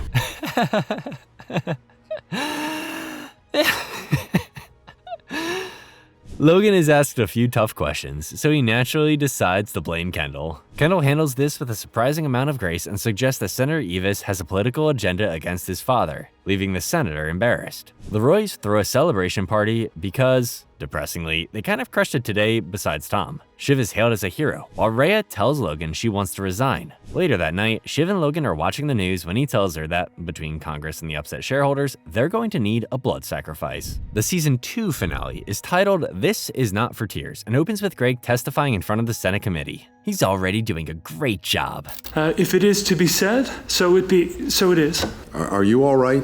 He's not all right, Senator, but that is kind of just how he talks. Logan and Hugo are in the car, watching his testimony and trying to determine who will take the fall for the scandal. Logan receives a call from a shareholder who suggests that Logan himself take the fall. After the testimony, the Roys decide to take a much-needed vacation on their yacht, probably one of their many yachts. Willa is upset because her play has been panned by critics. When she sees the reviews, she throws Connor's tablet into the sea. Shiv and Tom arrive. Shiv is trying to arrange a threesome with a female employee, but Tom seems uncomfortable when they plot out the details. Personally, I think that's a bad idea given the scandal they're dealing with, but what do I know? Or she could not watch. We could put her in the bathroom and she could look through the keyhole. Yeah, sounds super sexy, Tom. Kendall arrives soon after with Greg and his girlfriend Naomi Pierce, whom he cheated on in the last episode. Roman, Carl, and Laird arrive via helicopter, shaken up from their trip to Turkey. Laird praises Roman for his handling of the deal, which should allow Waystar to revert to a private company. After all, a public company means public scrutiny, like terrifying Senate committee hearings and jail time. Roman isn't so sure about the deal and thinks that Edward and his family will flake. With that in mind, Logan agrees they should back out of the deal. The various Waystar executives and family members debate whose head will end up on a pike, aka who will be fired and likely go into jail over the scandal. Connor asks his daddy for money. I'm just wondering if I can hit you for like a little 100 mil. A little 100 mil. Geez, and I feel bad when I ask my dad for $50. Logan agrees to give him the money if he drops his presidential campaign. Logan then tells Kendall to make Naomi leave, rightfully believing she enables his drug abuse. I mean, you're the one who yanked him out of rehab after 48 hours, Logan. Kendall complies, but Naomi gets upset when he won't come with her, telling him that Logan only loves him when he's broken. The next morning, Logan is disappointed to find out Marcia didn't come to the yacht party. Maybe you shouldn't have cheated on her then, bud. At breakfast, Logan tells everyone he's willing to take the fall for the scandal, prompting everyone to debate other options. Kendall suggests Jerry. Roman suggests Frank. Frank suggests Carl. Carl also suggests Jerry. And then Roman suggests Tom, saying that he makes the most sense due to his past with the cruise line. Everyone else, including Shiv, starts to agree, though Kendall notes that Tom might not even be a big enough skull. Connor nobly offers to sacrifice himself, just asking for cash in return. How generous. Logan and Kendall meet with Stewie and ask for financial aid to help the company go private. Aren't corporate politics just a blast? Tom and Shiv are relaxing on the beach when he tells her that he isn't happy in their marriage. Actually, he says he isn't sure if them getting married was ever a good idea. Finally, Tom and I agree on something. Shiv feels guilty and they both want to salvage their relationship. Back on the yacht, Tom takes some food directly from Logan's plate and eats it, just to be mean and weird. Logan and Shiv speak and she begs him not to axe Tom. Logan asks her to choose between axing Kendall and Tom, and she chooses Kendall. Logan tells Kendall that he's going to be the blood sacrifice for the company. Kendall considers this a well-deserved punishment for what he did to Andrew Dobbs, but asks his father if he ever intended to make him CEO. Logan admits he didn't, saying Kendall doesn't have a killer instinct. The next morning, Kendall and Greg leave for the press conference. Logan is watching Shiv on the yacht. Kendall goes in front of the cameras and begins to explain his role as the scapegoat, but mid-speech, he has a change of heart. That my father is a malignant presence, a bully and a liar, and he was fully personally aware of these events for many years and made efforts to hide and cover up. Kendall says he has documents on hand supplied by Greg proving his father's guilt. Reporters and the rest of the Roy family are shocked. Logan watches in silence and bears a faint smile, on some level proud of his son. Next up, we've got the first episode of season 3 titled Secession. And be grateful, because if you watched this show as it aired, you had to live with that cliffhanger for 2 years. The episode picks up immediately after Kendall's press conference. Kendall tries to garner support from Carolina and Greg. Carolina declines, saying he put himself and the entire company at risk. Kendall insults her out of the company car. Kendall, Greg, and Jess head to the Waystar headquarters, where they find out that his security clearance has been removed. Kendall decides to set up base at his ex-wife's apartment instead, without asking first. Logan and the rest of the team are panicking/strategizing. Logan calls Kendall to ask him to recant the statement. Kendall, manic as all get out, declines. That I'm gonna grind these bones to make my bread. What's a little friendly competition between family? Logan rallies the troops. Jerry tries to pull a favor from the White House, but they tell her that the DOJ is not interested in helping them out. Logan, Tom, Carl, Frank, and Hugo jet off to Bosnia to avoid being extradited to the United States, while Roman, Jerry, and Shiv head back to New York. Kendall is frantically calling Waystar senior management, trying to pull them to his side. Shiv hangs up on him, but he's still feeling on top of the world, seeing the positive internet response to his press conference. It's like OJ. I mean, except if OJ never killed anyone. Who said I never killed anyone?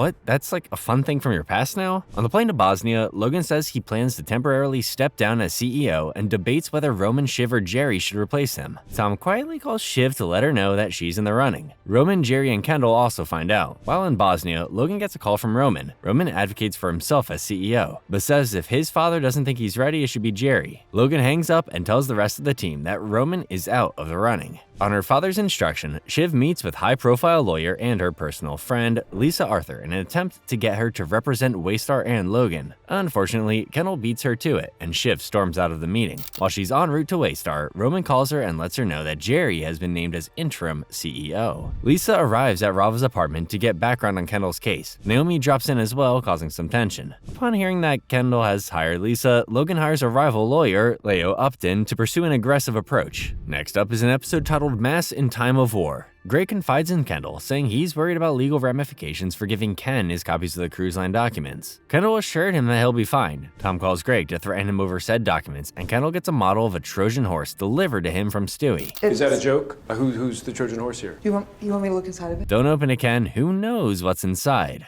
Shiv, Connor, and Roman appear at Rava's apartment to speak with Kendall. Kendall tells his siblings that he wants them to join his coup. Kendall positions this as a clean slate for Waystar, but his siblings are unconvinced. Kendall dips out for a quick conversation with Stewie and Sandy Furness's daughter, who is also named Sandy Furness. Kendall asks that they join his side and reoffers the deal he proposed to Stewie Grease, but notes that Logan would be sidelined and they could avoid a contested shareholder vote. Greg has found himself, once again, a little out of his depth, unable to choose between Kendall and Logan, who just had Jerry send him a lawyer. Greg meets up with his grandpa Ewan for advice, who agrees to get him legal counsel. Ewan brings in his anti-capitalist personal attorney, Roger Pugh, to represent his grandson. They tell Greg that they want to use his insider position to crack open that black box that is Waystar, but Greg still wants to keep his job for some reason. Logan, meanwhile, has Marcia flown into Bosnia, citing public optics. Marcia, for her part, has her own demands from the company as payback for Logan's affair. She wants her role in the family trust secured, job security for her son, and financial compensation for herself and her daughter, if Logan wants to avoid a messy divorce. The Roy children reconvene in Rava's living room. They all want to see their father out as CEO, but Shiv is concerned about losing family control of the company in a proxy battle. Kendall says that won't be a problem, as he pulled Stewie and Sandy to his side. The catch is that Kendall would oversee them as CEO, which none of the siblings are okay with. When they get downstairs, the Roy children see that their dad sent them donuts, meaning he knows they're meeting. Freaking out, they debate if the donuts are poisoned. Fearful of their father and unconvinced that siding with Kendall would benefit them, they stay aligned with Logan.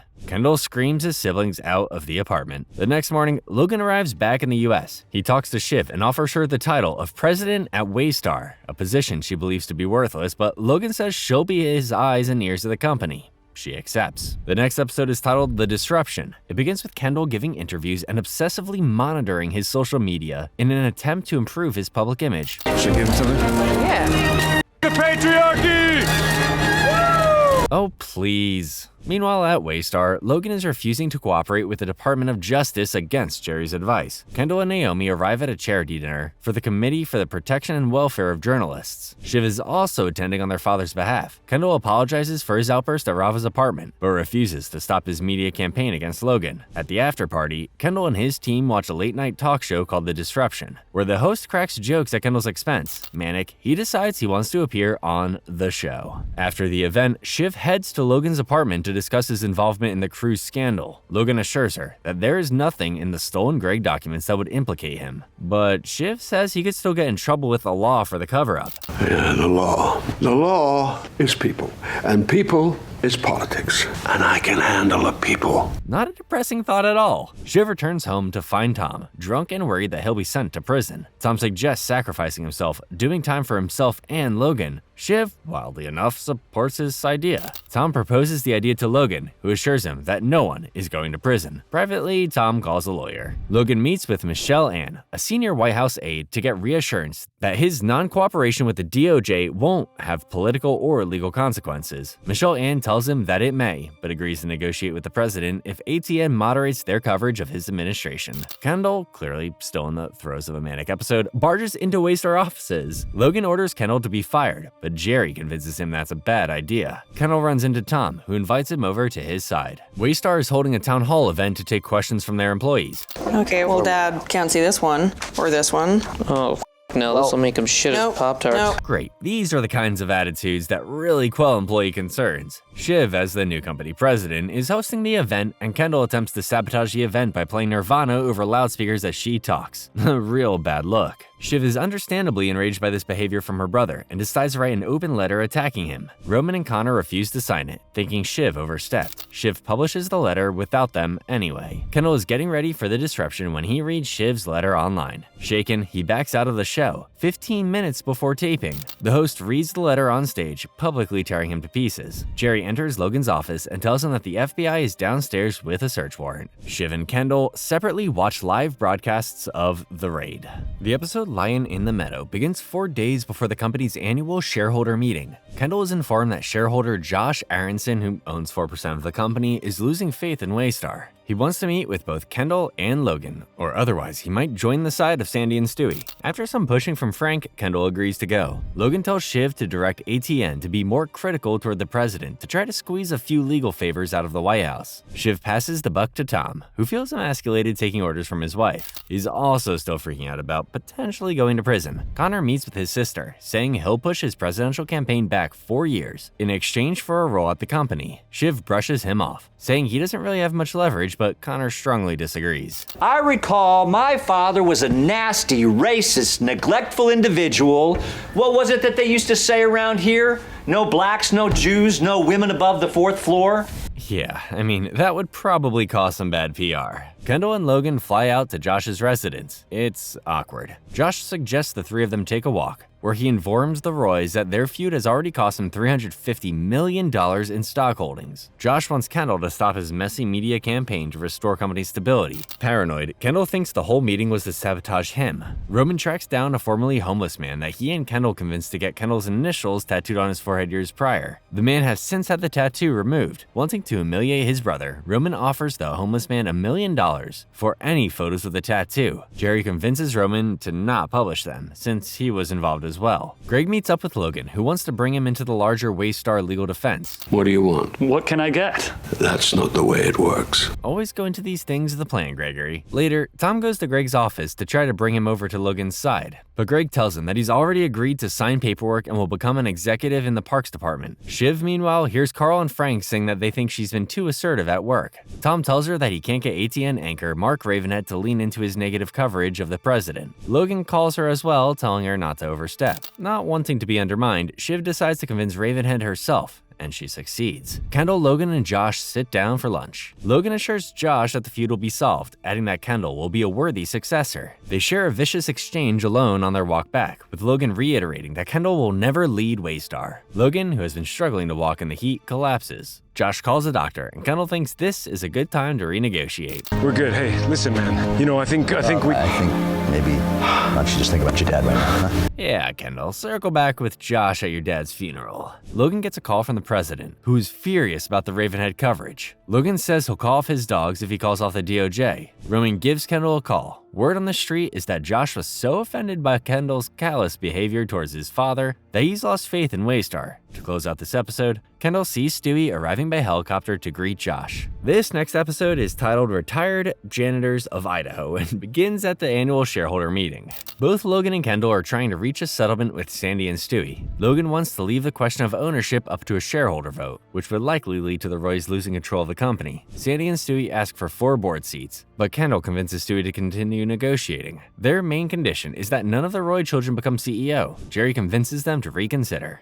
Sandy, and Stewie take a beat to discuss options. Connor shows up to ask to be named head of one of Waystar's European cable divisions. Logan brushes him off, distracted and annoyed by having to negotiate with Sandy. Kendall approaches Greg to tell him that if he doesn't back out of his deal with Waystar, he's going to rat him out to the DOJ in a long-term effort to oust his dad. Greg tries to weasel back into the good graces of his grandpa and Pew, but it's too little, too late. Ewan tells Greg that he's donating his inheritance to Greenpeace. Jerry gets a call from Sandy, who says they'll agree to a deal if the Roys stop using private jets. The family scoffs at the suggestion, and Logan tells them to leave the company ownership to a vote. Logan seems super out of it, but no one seems to notice until he calls Shiv Marcia. Shiv calls his assistant Carrie, who informs them he has a UTI and must have forgotten to take his medication.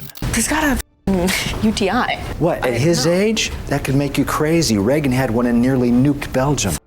What? No one give Logan the nuclear codes. Jerry takes over for Frank, who has been giving a long speech to delay the vote. Logan, now unconscious, is being looked at by his doctor, so Shiv decides to try to renegotiate with Sandy herself. Shiv promises to end the use of private jets and scores another board seat for herself. She passes this info on to Tom and senior management, who agree to sign the deal while Logan is incapacitated. The president keeps calling Logan, and Roman finally picks up on his behalf. He tells Roman that as a result of the heavy ATN blowback, he will not be seeking a second term as president. You know what's worse than having friends in high places? Not having friends in high places. But Connor is thrilled, seeing an opening to relaunch his campaign. The deal is signed and everyone is relieved. While celebrating, Tom is getting a little pushy with Shiv, and she gets him to admit that he's been tracking her fertility, as he wanted to impregnate her before he potentially goes to prison.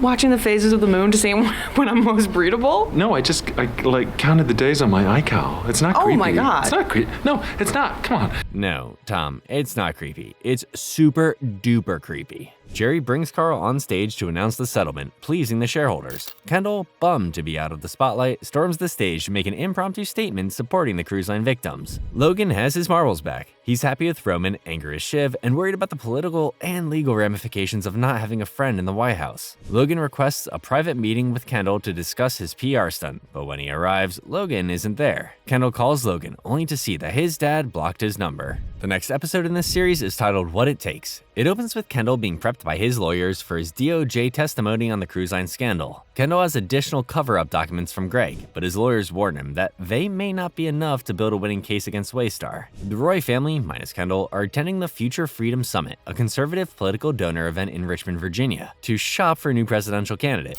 He is, and he's hard as a rock. Oh. Stop looking at other men's crotches, Connor. Logan is mostly concerned about having someone to better regulate big tech and call the DOJ off Waystar. He's leaning towards backing Dan Boyer, the incumbent vice president. Also, Logan is definitely sleeping with his new assistant, Carrie. While gossiping amongst the crowd, Roman is informed that his mother is getting remarried to British CEO Peter Munyon. Shiv and Kendall didn't know either. Connor, meanwhile, does his best to schmooze with actual politicians at the event. Roman is approached by controversial right-wing extremist Jared Mencken. They bond and laugh over the thought of building concentration camps in America.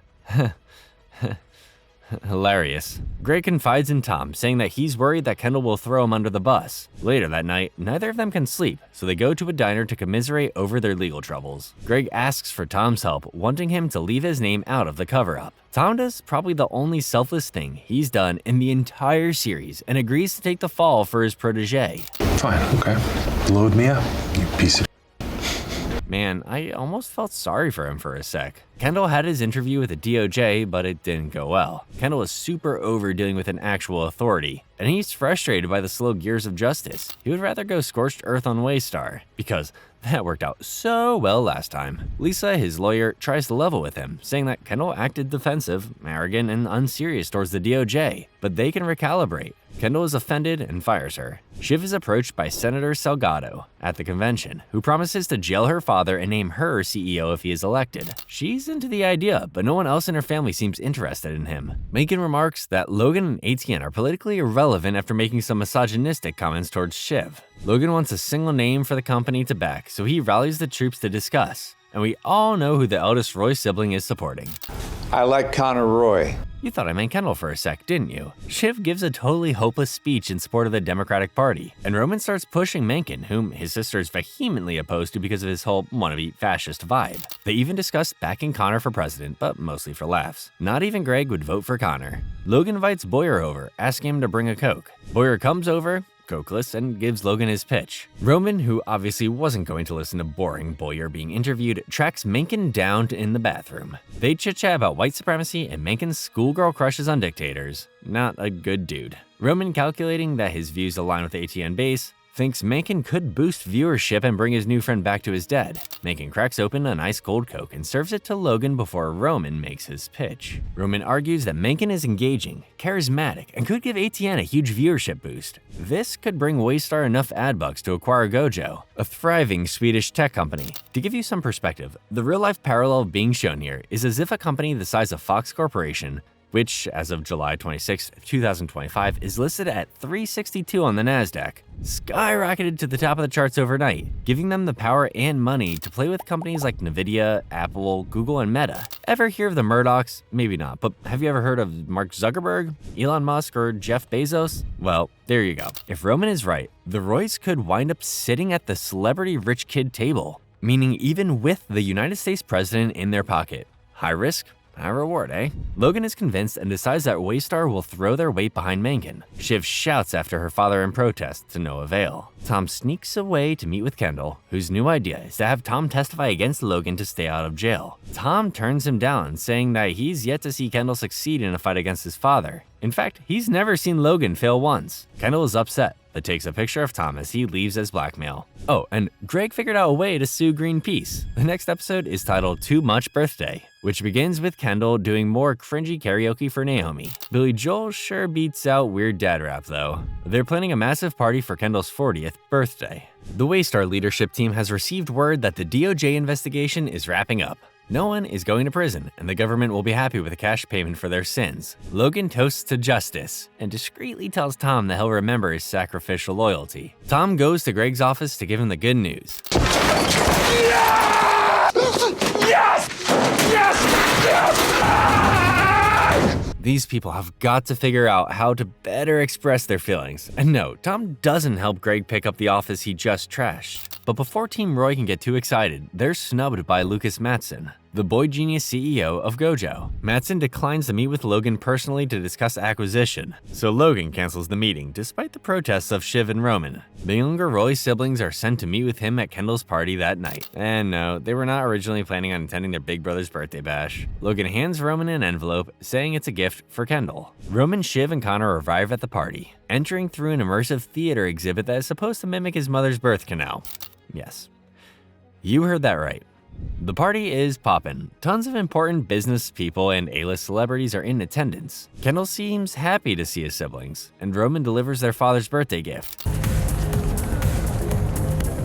Maybe he meant it in a nice way? To top it off, Kendall finds out that his siblings are only there to rub elbows with Matson and banishes them from his VIP treehouse. Shiv finds out that Roman and their dad left her out as a beneficiary to Kendall's buyout agreement gift and gets upset. Greg gets the courage to flirt with Comfrey, one of the members of Kendall's PR team. For some reason, he decides to practice his southern accent while doing so, and it's painful to watch. Kendall explicitly forbids Greg from asking Comfrey out, but he works up the courage and asks anyway. She says yes, but only because she heard Kendall didn't want her to. Greg gushes to Tom, heart aflutter, but Tom is still unhappy despite avoiding prison. Back in his super duper exclusive treehouse, Kendall unsuccessfully tries to win over Matson. He meets up with Rava, who tells her that Waystar, at the direction of Roman, has been sending scary men to her home to intimidate her and the kids. Kendall frantically searches through his massive pile of gifts to find the one from his kids and becomes embarrassed by the lavish event. He backs out of the big speech he was going to give. Roman forces his way into the treehouse to speak with Matson, who is bored out of his mind. Roman promises that Matson won't have to deal with Logan and says they'll shut down Stargo, the Waystar streaming service. While symbolically relieving himself on a phone open to the Stargo app, Matson agrees to meet with them later in the week.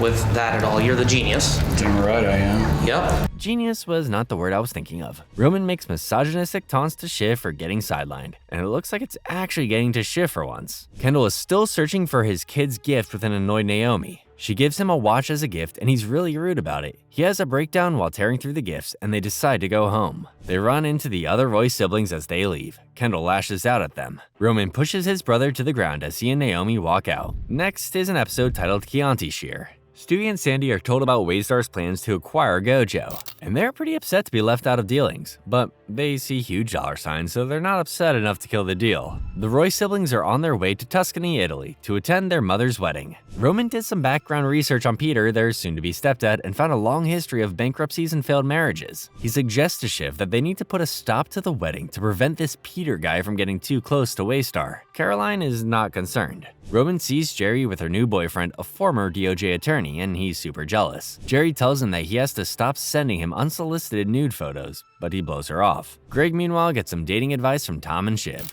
Well, you know, people will see her with you, and no offense, but they'll say, what is going on there?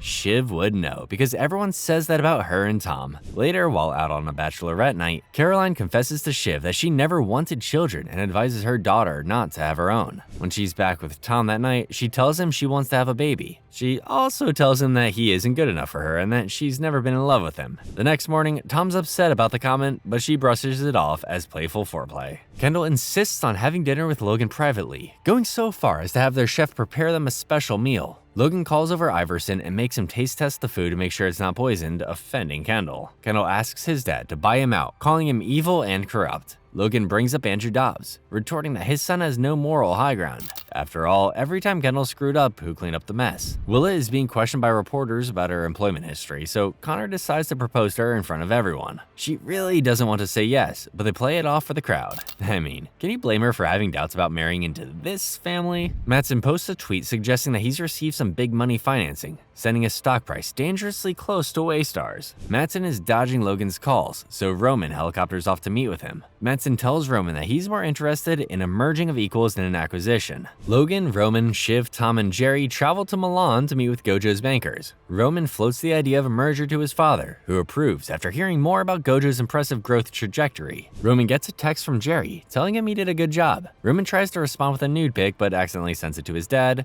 derailing the meeting. Are you a sicko? What is this? Jesus. Why do you send them? It's just, it's like, here's my.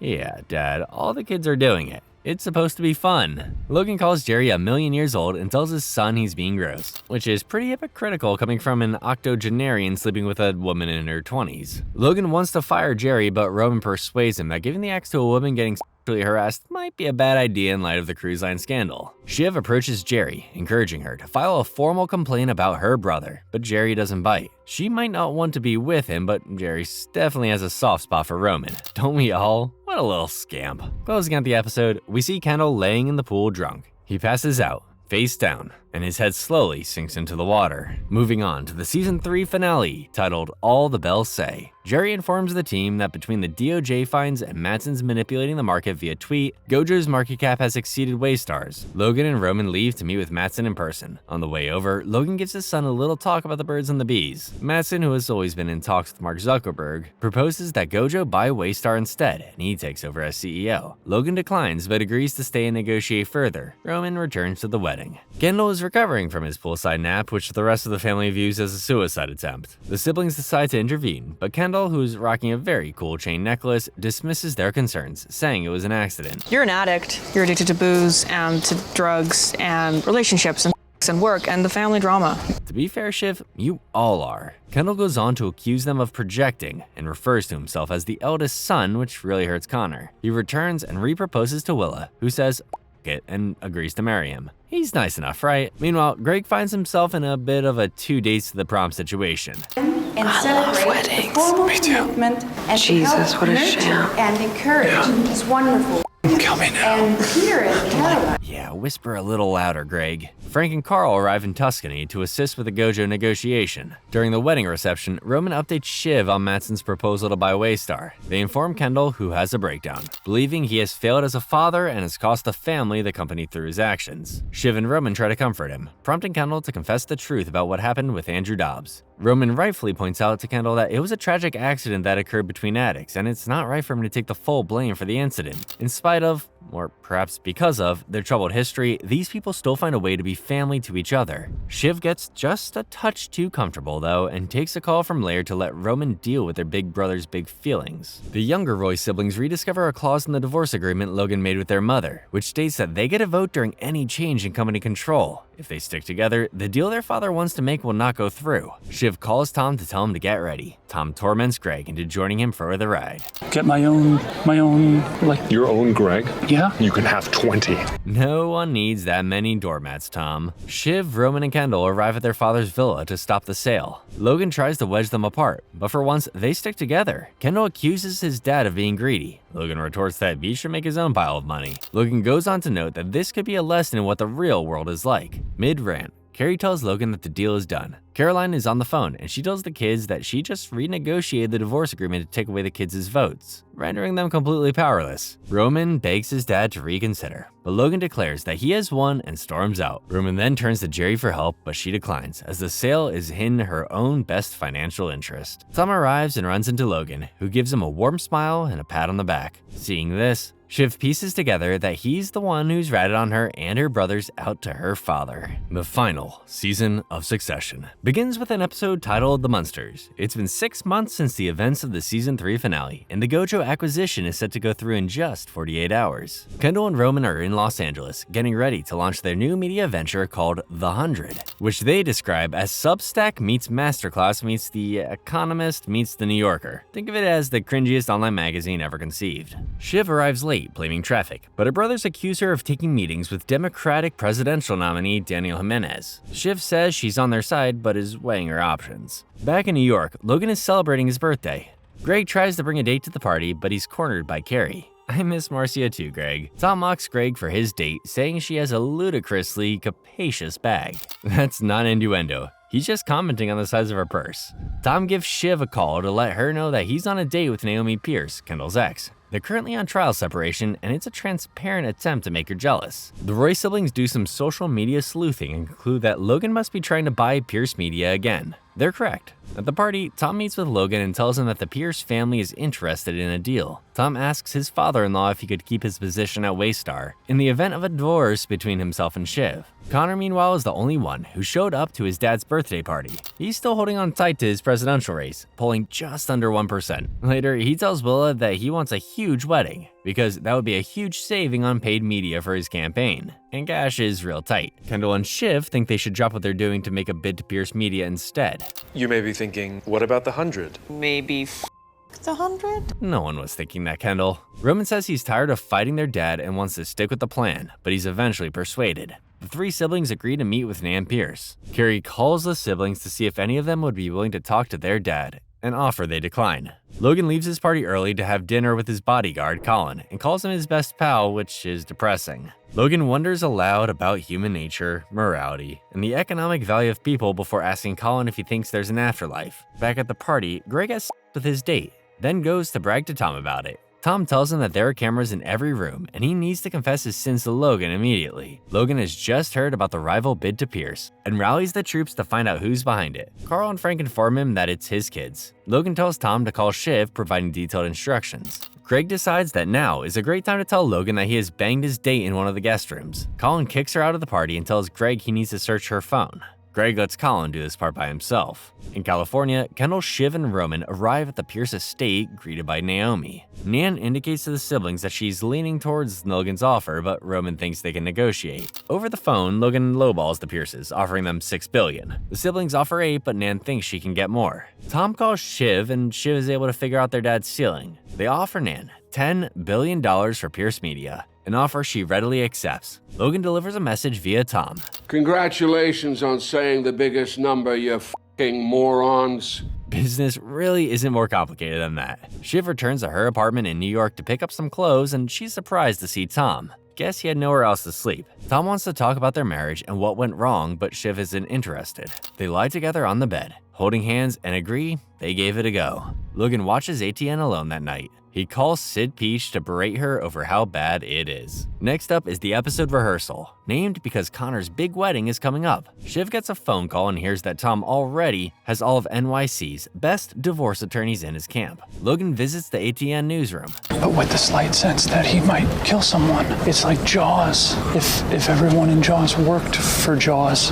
Be nice to sharks, Greg. Logan gives a big speech about his plans to reinvent the brand. Carrie wants to become an anchor for the network, which is treated like a joke across the company. Probably because she's really bad at reading off a teleprompter, which is apparently a skill you can be bad at. Greg is way out of his depth talking to her. Shiv, Roman, and Kendall show up to Connor and Willa's wedding rehearsal late because Logan revoked their helicopter access. Outside, they meet with Stewie and Sandy, who tell the Roy siblings that they'd be willing to veto the Gojo acquisition of Waystar in order to increase the price. Shiv is on board, board. Her brothers are not. Willa runs into her soon-to-be siblings-in-law and implies that she's having doubts about marrying Connor. The Roy siblings are reunited, and Connor is a lot more forthcoming about what's going on with Willa. Willa stood up to do her speech, and she said, "I can't do this." Sounds like the beginning of a Roy marriage to me. Kendall takes a call from Mattson, who threatens to cancel the acquisition if Waystar asks for more money. Kendall is now interested in Stewie and Sandy's offer, even though it would risk their inheritance just to spite Logan. Roman is eventually persuaded, and Connor doesn't really care, he just wants to get married. Oh, he also wants to try karaoke, which he's seen people do in the movies. Connor invites his dad to the karaoke bar in hopes that his family can hash things out. Logan enters with Carrie, who refuses to leave. Logan tells his kids that he was hoping to see them at his birthday party, which Kendall mocks him for. With Carrie playing family therapist, Logan tries to apologize but cannot verbalize what he's sorry for. Kendall and Shiv rip into him, trying to pinpoint the apology. Is it for ignoring Connor his whole life? Hitting Roman? Throwing Connor's mom in a mental institution? Giving Tom advice in Shiv's divorce? This probably would have gone on for a while if Logan didn't shut it down. Logan leaves, burying his devastation in anger. Back in the karaoke room, Kendall and Shiv try to gloat over their win, but Roman and Connor seem uneasy. Connor tells his siblings he'll be fine with or without Willa, saying the upside of having a family that doesn't love you means that you learn to live without love. He calls them needy love sponges, but saves the worst insult for himself. Connor says he's like a plant that grows on rocks, living off the insects that die inside of him. Can you imagine getting told by both your dad and your parentified dad brother in a single night? Oof. Roman, probably freaked out by Connor's depressing speech, visits Logan at his apartment. Logan tells Roman that he wants his help courting Mattson, offering him the position as head of ATN in return. The next episode is titled Connor's Wedding, and you guessed it, it's Connor's wedding. Logan is on his way to Sweden, despite having told Connor he would attend. He invites Roman along, but tells him that first he needs to fire Jerry. While they're boarding the plane, Logan tells Tom that he's giving Sid the axe as well. At Connor's very patriotic-looking wedding, Connor bonds with his future mother-in-law. Mr. Scrooge just happened to be a huge wealth creator. They don't mention that in Mr. Dickens' books, do they? No, they do not. Very convenient. Way to take all the wrong lessons from A Christmas Carol, my guy. Meanwhile, Roman does as he's told and tells Jerry she's fired. She's pretty furious and suspects it's because of Roman's sexual advances. She's probably right. Roman, feeling guilty, calls his dad to give him the news, but Logan won't pick up. He leaves a voicemail accusing his father of manipulating him. He's also probably right. Shiv and Kendall arrive on Connor's yacht for the wedding. They congratulate Willa, who seems annoyed by her fiance's fixation on the wedding cake, which she is calling a loony cake. Kendall and Roman explain that when Logan sent Connor's mom to a mental institution, he ate nothing but sponge cake for a week straight, hence loony cake. The siblings dart off to a private room to discuss what's happening with Gojo. Shiv's brothers decide that she should tell Connor that their dad isn't coming to his wedding. Tom calls Shiv a bunch of times, but she ignores the calls. He tries Roman, who picks up. Apparently, Logan collapsed on the plane and they're trying to give him CPR. He's non-responsive, but Frank tells Tom that the siblings should speak to their father as it might be their last chance. Tom holds the phone to Logan's ear to let them speak. Kendall speaks next, telling his father that he loves him even though he can't forgive him. He finds Shiv, and Roman hands her the phone. Shiv breaks down, begging her father not to die, not now. Kendall calls Frank to get a clear answer on what's going on. Frank tells him that his father is gone. Kendall breaks down in a grief beyond tears and stares out over the water. Kendall and Shiv tell Connor what happened. Connor is numb, saying that his father never even liked him. Seeing the pain of his siblings, he course corrects and changes his focus to comforting them. Roman lashes out at everyone, saying they need to stop saying their father is dead because they don't technically know yet. The plane is being rerouted to a hospital. The senior executives drop a plan regarding what to do next, including how to announce his death. Carrie comes in and has a weird, nervous laugh reaction, which Tom likens to catching a foul ball at Yankee Stadium. Carl and Carolina dismiss her. Tom calls Greg to update him and to instruct him to delete some sensitive files from his computer. He tells Greg that he's not okay and cries after he hangs up. Hugo, who was just briefed by Carolina, tells the younger Roy siblings that the executives are drafting a statement to market fears. Oh, the market, yes. Will someone please think of the market? Kendall tells his siblings that their next moves have to be perfect because it will be part of the historic narrative written about their father. Connor speaks with Willa to decide if they should postpone the wedding. After some debate, Connor admits that he's afraid she's going to leave him if they don't go through with it, and asks if she's just in it for the money. She tells him that there's a money and safety factor, but she's happy and has no plans to leave. They have a humble wedding in front of a handful of guests, notably none of them Roys. Someone already leaked to the press rumors regarding Logan's death. My bet's on Carrie. Kendall, Shiv, and Roman agreed to draft a statement themselves, wanting to control the narrative for the sake of the markets. Roman has been tasked with calling Mattson. He tries to confide in Jerry, but she's dismissive before leaving him in a room alone. The siblings are flown to an airport, where their father is pronounced dead upon arrival. The press swarms in, and Shiv reads their statement, asking for no questions at this time. Roman sees that the Waystar stock price has tanked. Shiv leaves with Tom, and Roman heads toward the plane to say goodbye to his father. Kendall watches from afar, fighting back tears. The next episode is titled Honeymoon States. It's the day after Logan's death, and Shiv receives a call from her doctor. She's pregnant, and it probably isn't Tom, seeing as they've been separated for 6 months. Kendall, looking like he hasn't slept, arrives at his father's apartment for the wake. He's surprised to see Marcia. She's warm, saying that while their relationship was complicated, they still spoke every morning and afternoon even after they were separated. He greets Roman and Shiv, who remain suspicious of Marcia and are pleased to see that Carrie is not in attendance. Mattson calls, but they decide to take a beat to figure out what to say. Greg offers his condolences and not so subtly advocates for himself. Carl, Jerry, Frank, and Tom huddle in the china closet to discuss who should be named interim CEO later that morning. Carl, Jerry, and Tom all throw their own hats in the ring. Carl, promising that he says this with love, tells Tom he is a clumsy interloper who no one, besides a dead man, trusts. You're just married to the ex-boss's daughter, and she doesn't even like you. Ouch. Later, Tom tries to weasel his way in with Kendall and Roman, but he's rebuffed. Roman calls Mattson back, but apparently that was their last chance. They can only get a hold of Mattson's assistant, who offers half-hearted condolences and tells him to get to Sweden in 24 hours to renegotiate. Shiv tries to bring the meeting stateside given everything that happened, but Mattson's assistant says they don't want to miss the company retreat. Connor and Willa speak with Marcia about their upcoming honeymoon. Newlywed bliss. Marcia agrees to sell Connor the apartment. They spit in their hands and shake on it to make it official. That's probably the only honest deal ever made in the place. Hugo pulls Kendall aside to tell him that his daughter sold a bunch of Waystar shares before the news about Logan went public. Total coincidence, I'm sure, and not what the FTC likes to call insider trading. Frank has been handed a document that appears to be a draft of Logan's last will and testament, which was found in Logan's safe, undated.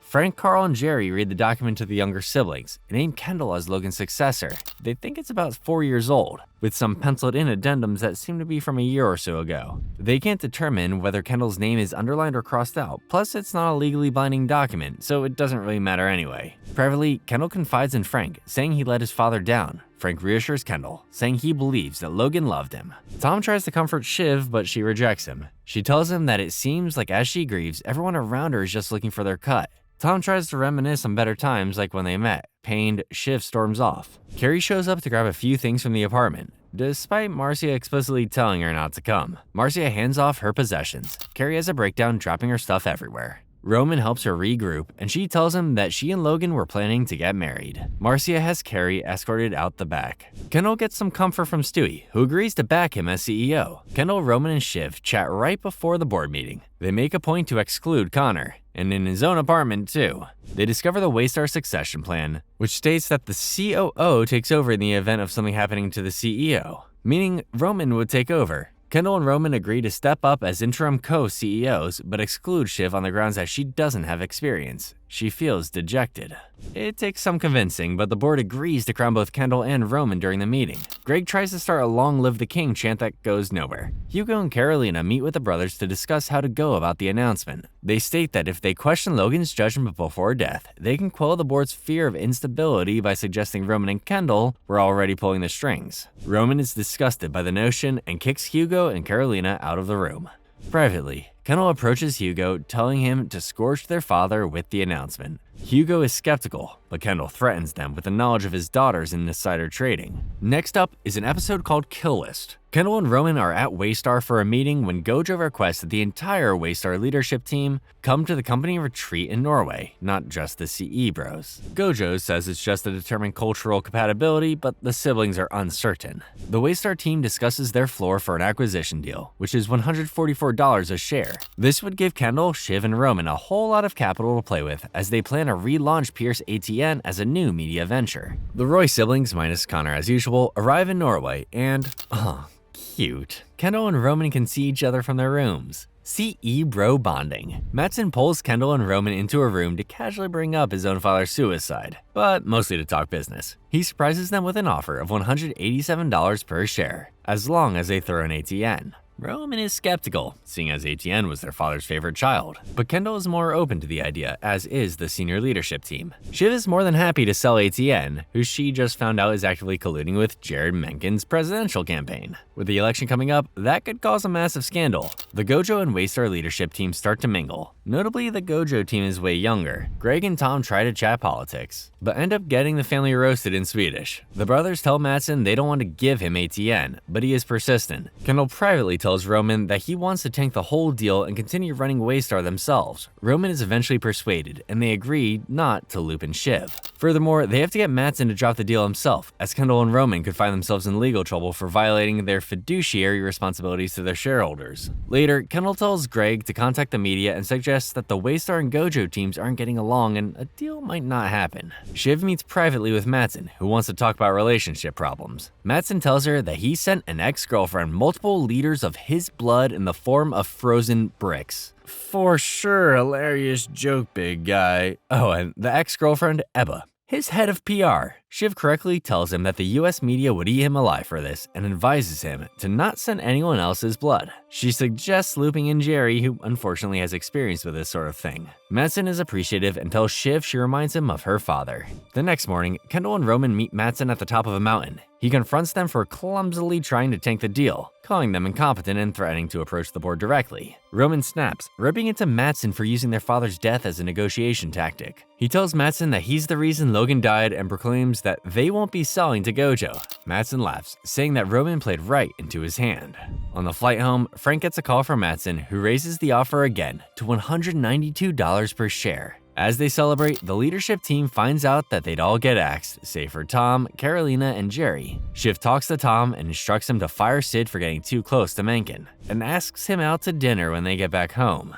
Mattson calls Shiv to ask for a picture of their sad faces. She obliges. The next episode is called Living Plus, and it begins with the Roy family in Los Angeles for Waystar's Investor Day event. Shiv receives a flirty call from Mattson, who decides to take a barefoot visit to her private jet. Kendall and Roman are preparing to launch Living Plus, a luxury assisted living community. Mattson thinks the idea is super dumb and asks Shiv to kill it. She doesn't want to, so Mattson tells her that her brothers tried to tank the deal in Norway. Kendall and Roman bring the Waystar team in for a meeting, telling them that Mattson is apprehensive about the deal and behaving erratically. Jerry and the other executives agree that the guy is kind of a nutjob, but think a deal is more than viable. After the others leave, Shiv tells her brothers that she knows they're trying to tank the deal. Kendall and Roman apologize, and then they all hug, which is almost weirder. Shiv gets called into a meeting. Well, she says it's a meeting, but she really just booked an empty boardroom so she'd have a place to cry for 20 minutes. Tom walks in and asks her what's going on. You're scheduling your grief? Just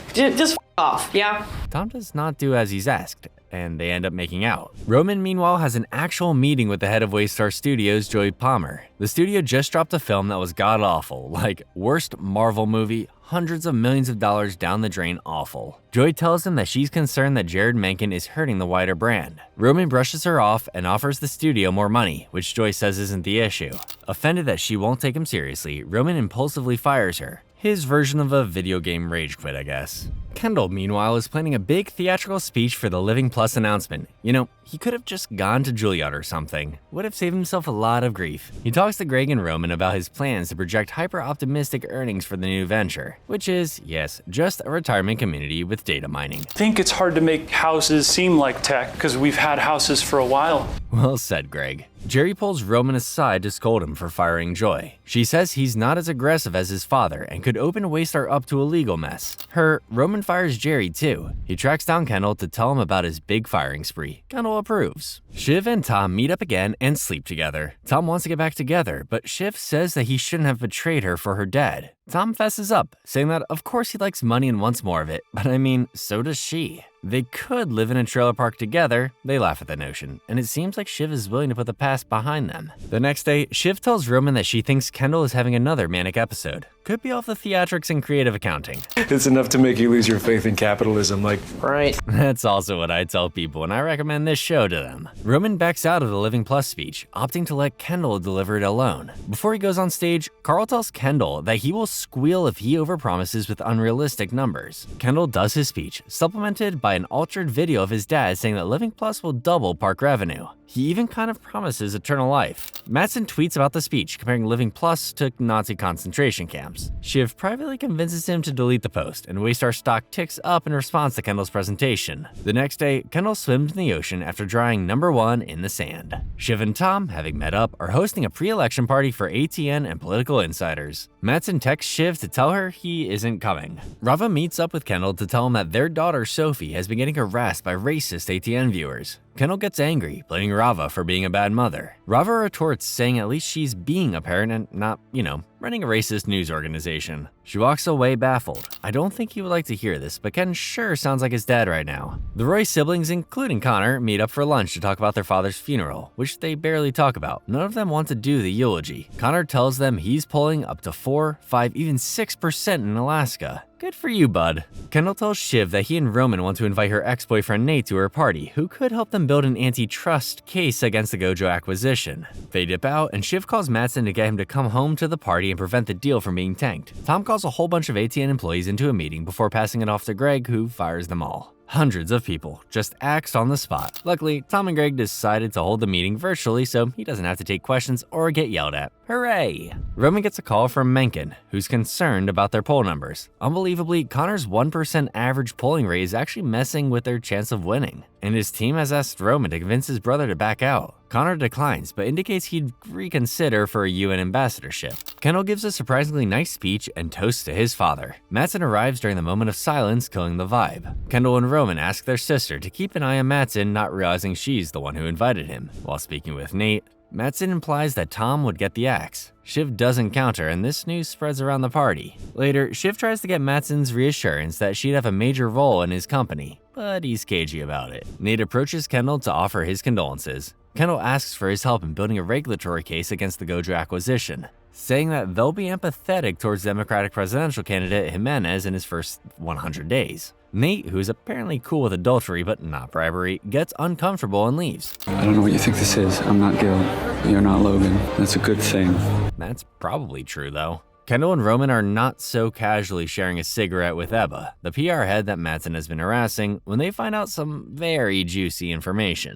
Not only is Mattson lying about having coded Gojo, but he also lied by severely inflating their subscriber count in India. Shiv confronts him, but he shrugs it off. Kendall also confronts Mattson, and the two get into a fight in the front of the rest of the party. Annoyed, Mattson and his posse leave. They bring Greg, who was spit on by one of them earlier. Roman tries to unfire Jerry, but she declines, promising to sue him into oblivion if there's any negative press about her exit. She also has a bunch of nude photos of him, so he kinda has to do as she says. Tom pulls Shiv out to the balcony, upset that she let rumors circulate about him getting fired. Shiv says it was a move to please shareholders, and that she's worried that Mattson is a joke and will destroy her family. Tom tells her that she'll always be fine because she is a ruthless opponent. The argument turns vicious, and Shiv accuses Tom of only marrying her for power and status. Tom rebuttals, saying he married her because he loves her. She leaves without informing him of her pregnancy. Kendall pulls Frank into a coat closet to suggest that they make a push for Waystar to buy Gojo together, with himself as sole CEO. Tom unceremoniously kicks everyone out of his party, and Roman offers to do the eulogy. Tom and Shiv stay in separate rooms that evening, both unable to sleep.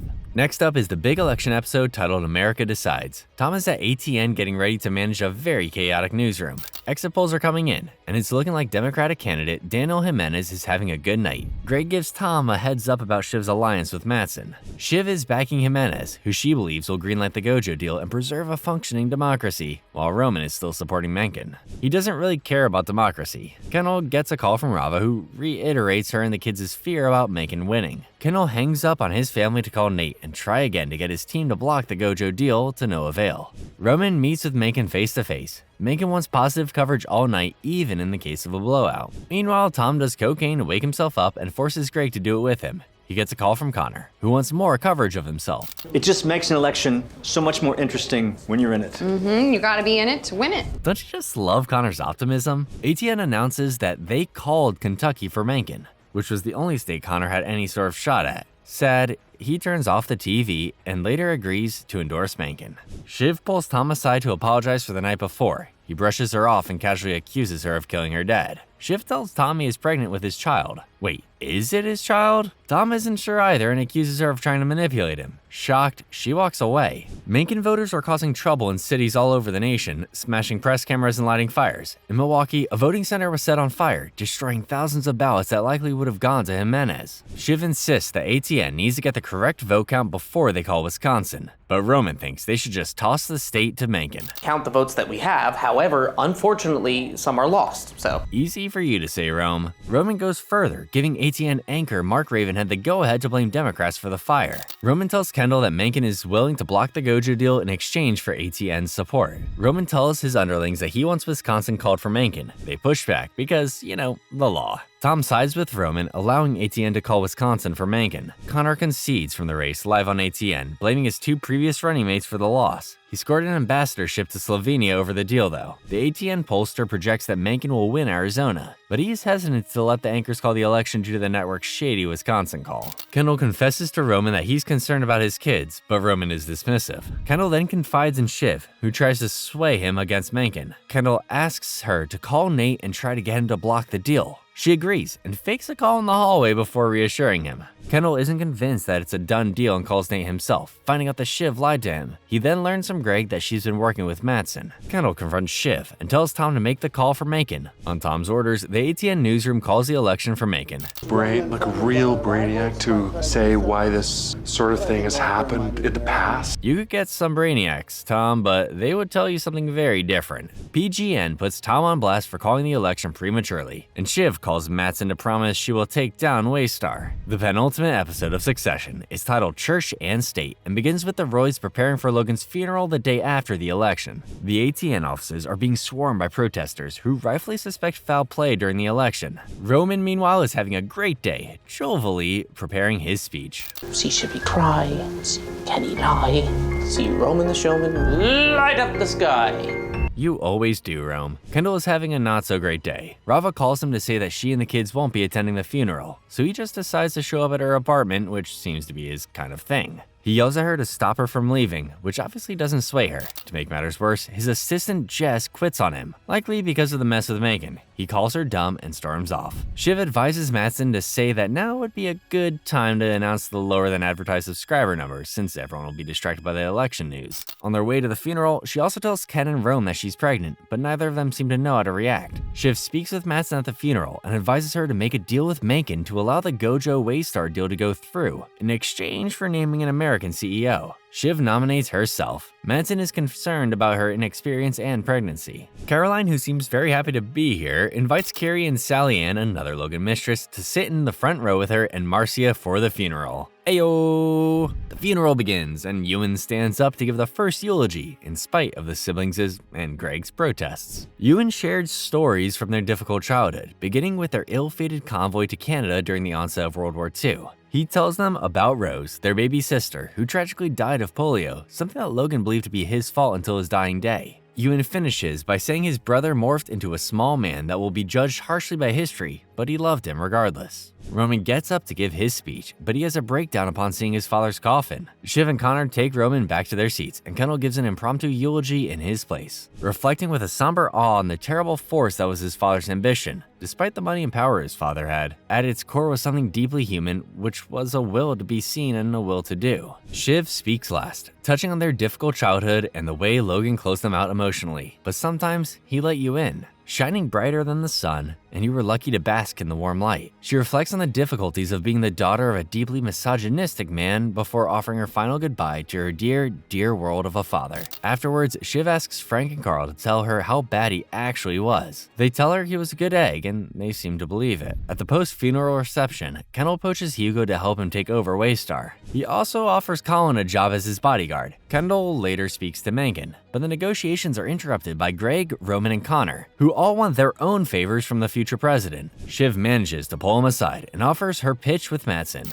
Later, Shiv gets a call from Mattson, who tells her Mencken was persuaded. She's elated as this secures her position as CEO. Kendall approaches Roman to tell him that his boy Mencken double-crossed him for Shiv. He wants his brother's help in working against her at the upcoming board meeting where the deal will be finalized. Doesn't feel so good when it happens to you, does it, Rome? Someone took a video of Roman crying at the funeral and it's going viral. Overwhelmed and ashamed, he walks into a crowd of protesters, baiting them into beating the crap out of him. And now, we have arrived at the series finale of Succession, titled With Open Eyes. Kendall is in a manic scramble attempting to stop the Gojo Waystar deal. Shiv and Matsson are plotting their success when he asks her what to do with Tom. Tom will honestly suck the biggest in the room. That's just my assessment. Harsh, but fair, Shiv. Caroline calls Shiv to tell them that Roman is with her in Barbados recovering from his injuries. On her way there, Shiv calls Tom to give their marriage a second chance, but Tom says he's unsure. Kendall, wanting to get his brother's vote, takes a quick trip to Barbados as well. Roman is looking rough. Yeah, I just had a discussion with some of your pals about the merits of liberal democracy. Don't take it personally, buddy. You were the machine. They were raging against it. He insists he won the fight, though. The three siblings bicker over how this is all panned out, solving nothing as usual. Tom and Matsson grab dinner. Matsson tells Tom that he's pretty sure he has a handle on the whole politics thing and is bored of hearing Shiv's ideas. He also says he would sleep with Shiv if given the chance, and he just doesn't want to deal with the mess that would make. Matsson then offers Tom the position of Gojo CEO. Greg asks Tom for an update. Tom indicates that it will be bad for him. Greg goes to the bar to hang with his Swedish friends. Using a translator app, he figures out that Shiv will not be named CEO. Greg passes this information on to Kendall, who tells Roman and Shiv. They convince Shiv to turn against Matsson. Knowing that the board will only want to name a single CEO, the three siblings decide to form a block and reluctantly agree to back Kendall for the job. It wasn't their first option though. Shiv and Roman make Kendall a vile smoothie, calling it a meal fit for a king. Roman dumps the smoothie on his head. Honestly, it seems like they had a fun night. The next morning, they return to NYC. Connor makes them come to Logan's apartment first to divvy up some of his stuff. Connor and Willa have decided to do some long distance while Connor shills as the Slovenian ambassador for President Hitler Jr. Well, unless the courts rule against Macon in the Wisconsin case. The family becomes emotional watching a home video of Logan and his senior executives enjoying an evening together, singing Ring Row the Rushes, an old English folk song. Tom approaches Shiv to wish her luck. She confesses that Matsson double-crossed her, and Tom tells him that he's the replacement. Tom, after hearing it was Greg that spilled the beans, has a talk with him in the bathroom.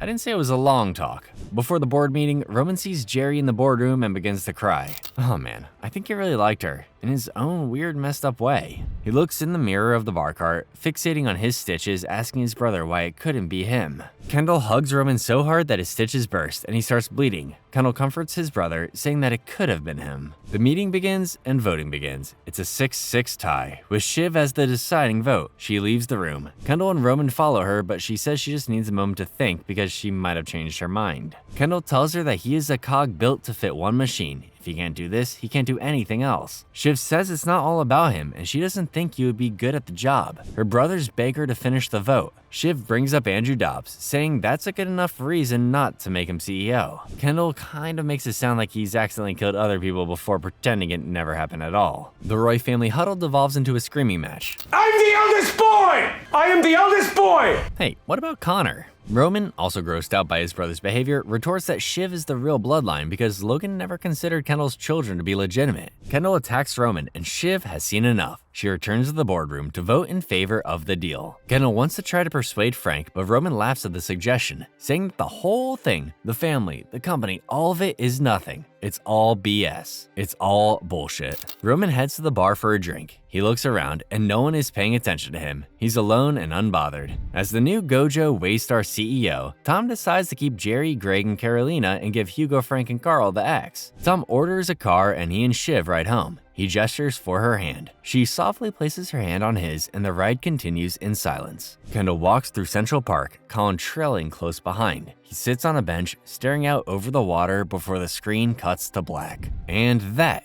is the entire story of Succession from start to finish. The show was never about who of the Roy children would take over for their father. The shocking but seemingly inevitable twist of Tom's ascent from Minnesota good old boy to one of the world's most powerful men shows what is lost when everything is made into a competition over resources. Family, friendship, love, even democracy. Power can be hard to build, but is much easier to strip away. Logan embraced this ethos throughout his life, dooming his children to fail as he ordered them to mud wrestle over a knife. The post-finale future of the Roys is unclear. Roman, having the self-awareness to know that this was all luck and BS, smiles to himself as he sips his martini. In a sense, Roman is lucky for never having wanted the CEO job. He just wanted his father's approval, and for the first time in his life, he is free of his father's expectations. Shiv, stuck with a series of bad choices as a result of living in a man's world, has trapped herself in a marriage with a man who doesn't love her anymore if he ever did. She's surrounded by men who have spent their lives cutting her down and cutting her out, and sharpened herself into a knife for her own protection. She made her choices, and now she must live with them. As Shiv and Tom touch hands in the car, the reversal in their power dynamic is palpable and frightening. Kendall, who is heavily predicted to complete a suicide attempt before the show's finale, is left with an uncertain future. In his words, he's a cog built for one machine, a machine that demolishes relationships with his siblings and children. With a machine gun, he becomes nothing but scrap metal. The abrupt cut to black at the end of the show mimics Kendall's mental state. It's all over. They lost. The future doesn't matter, nothing more to see here. Connor will probably be fine though. Hey, did he end up taking that ambassador gig, or has he moved on to a new hobby? Let me know your thoughts in the comments below. Catch you in the next one.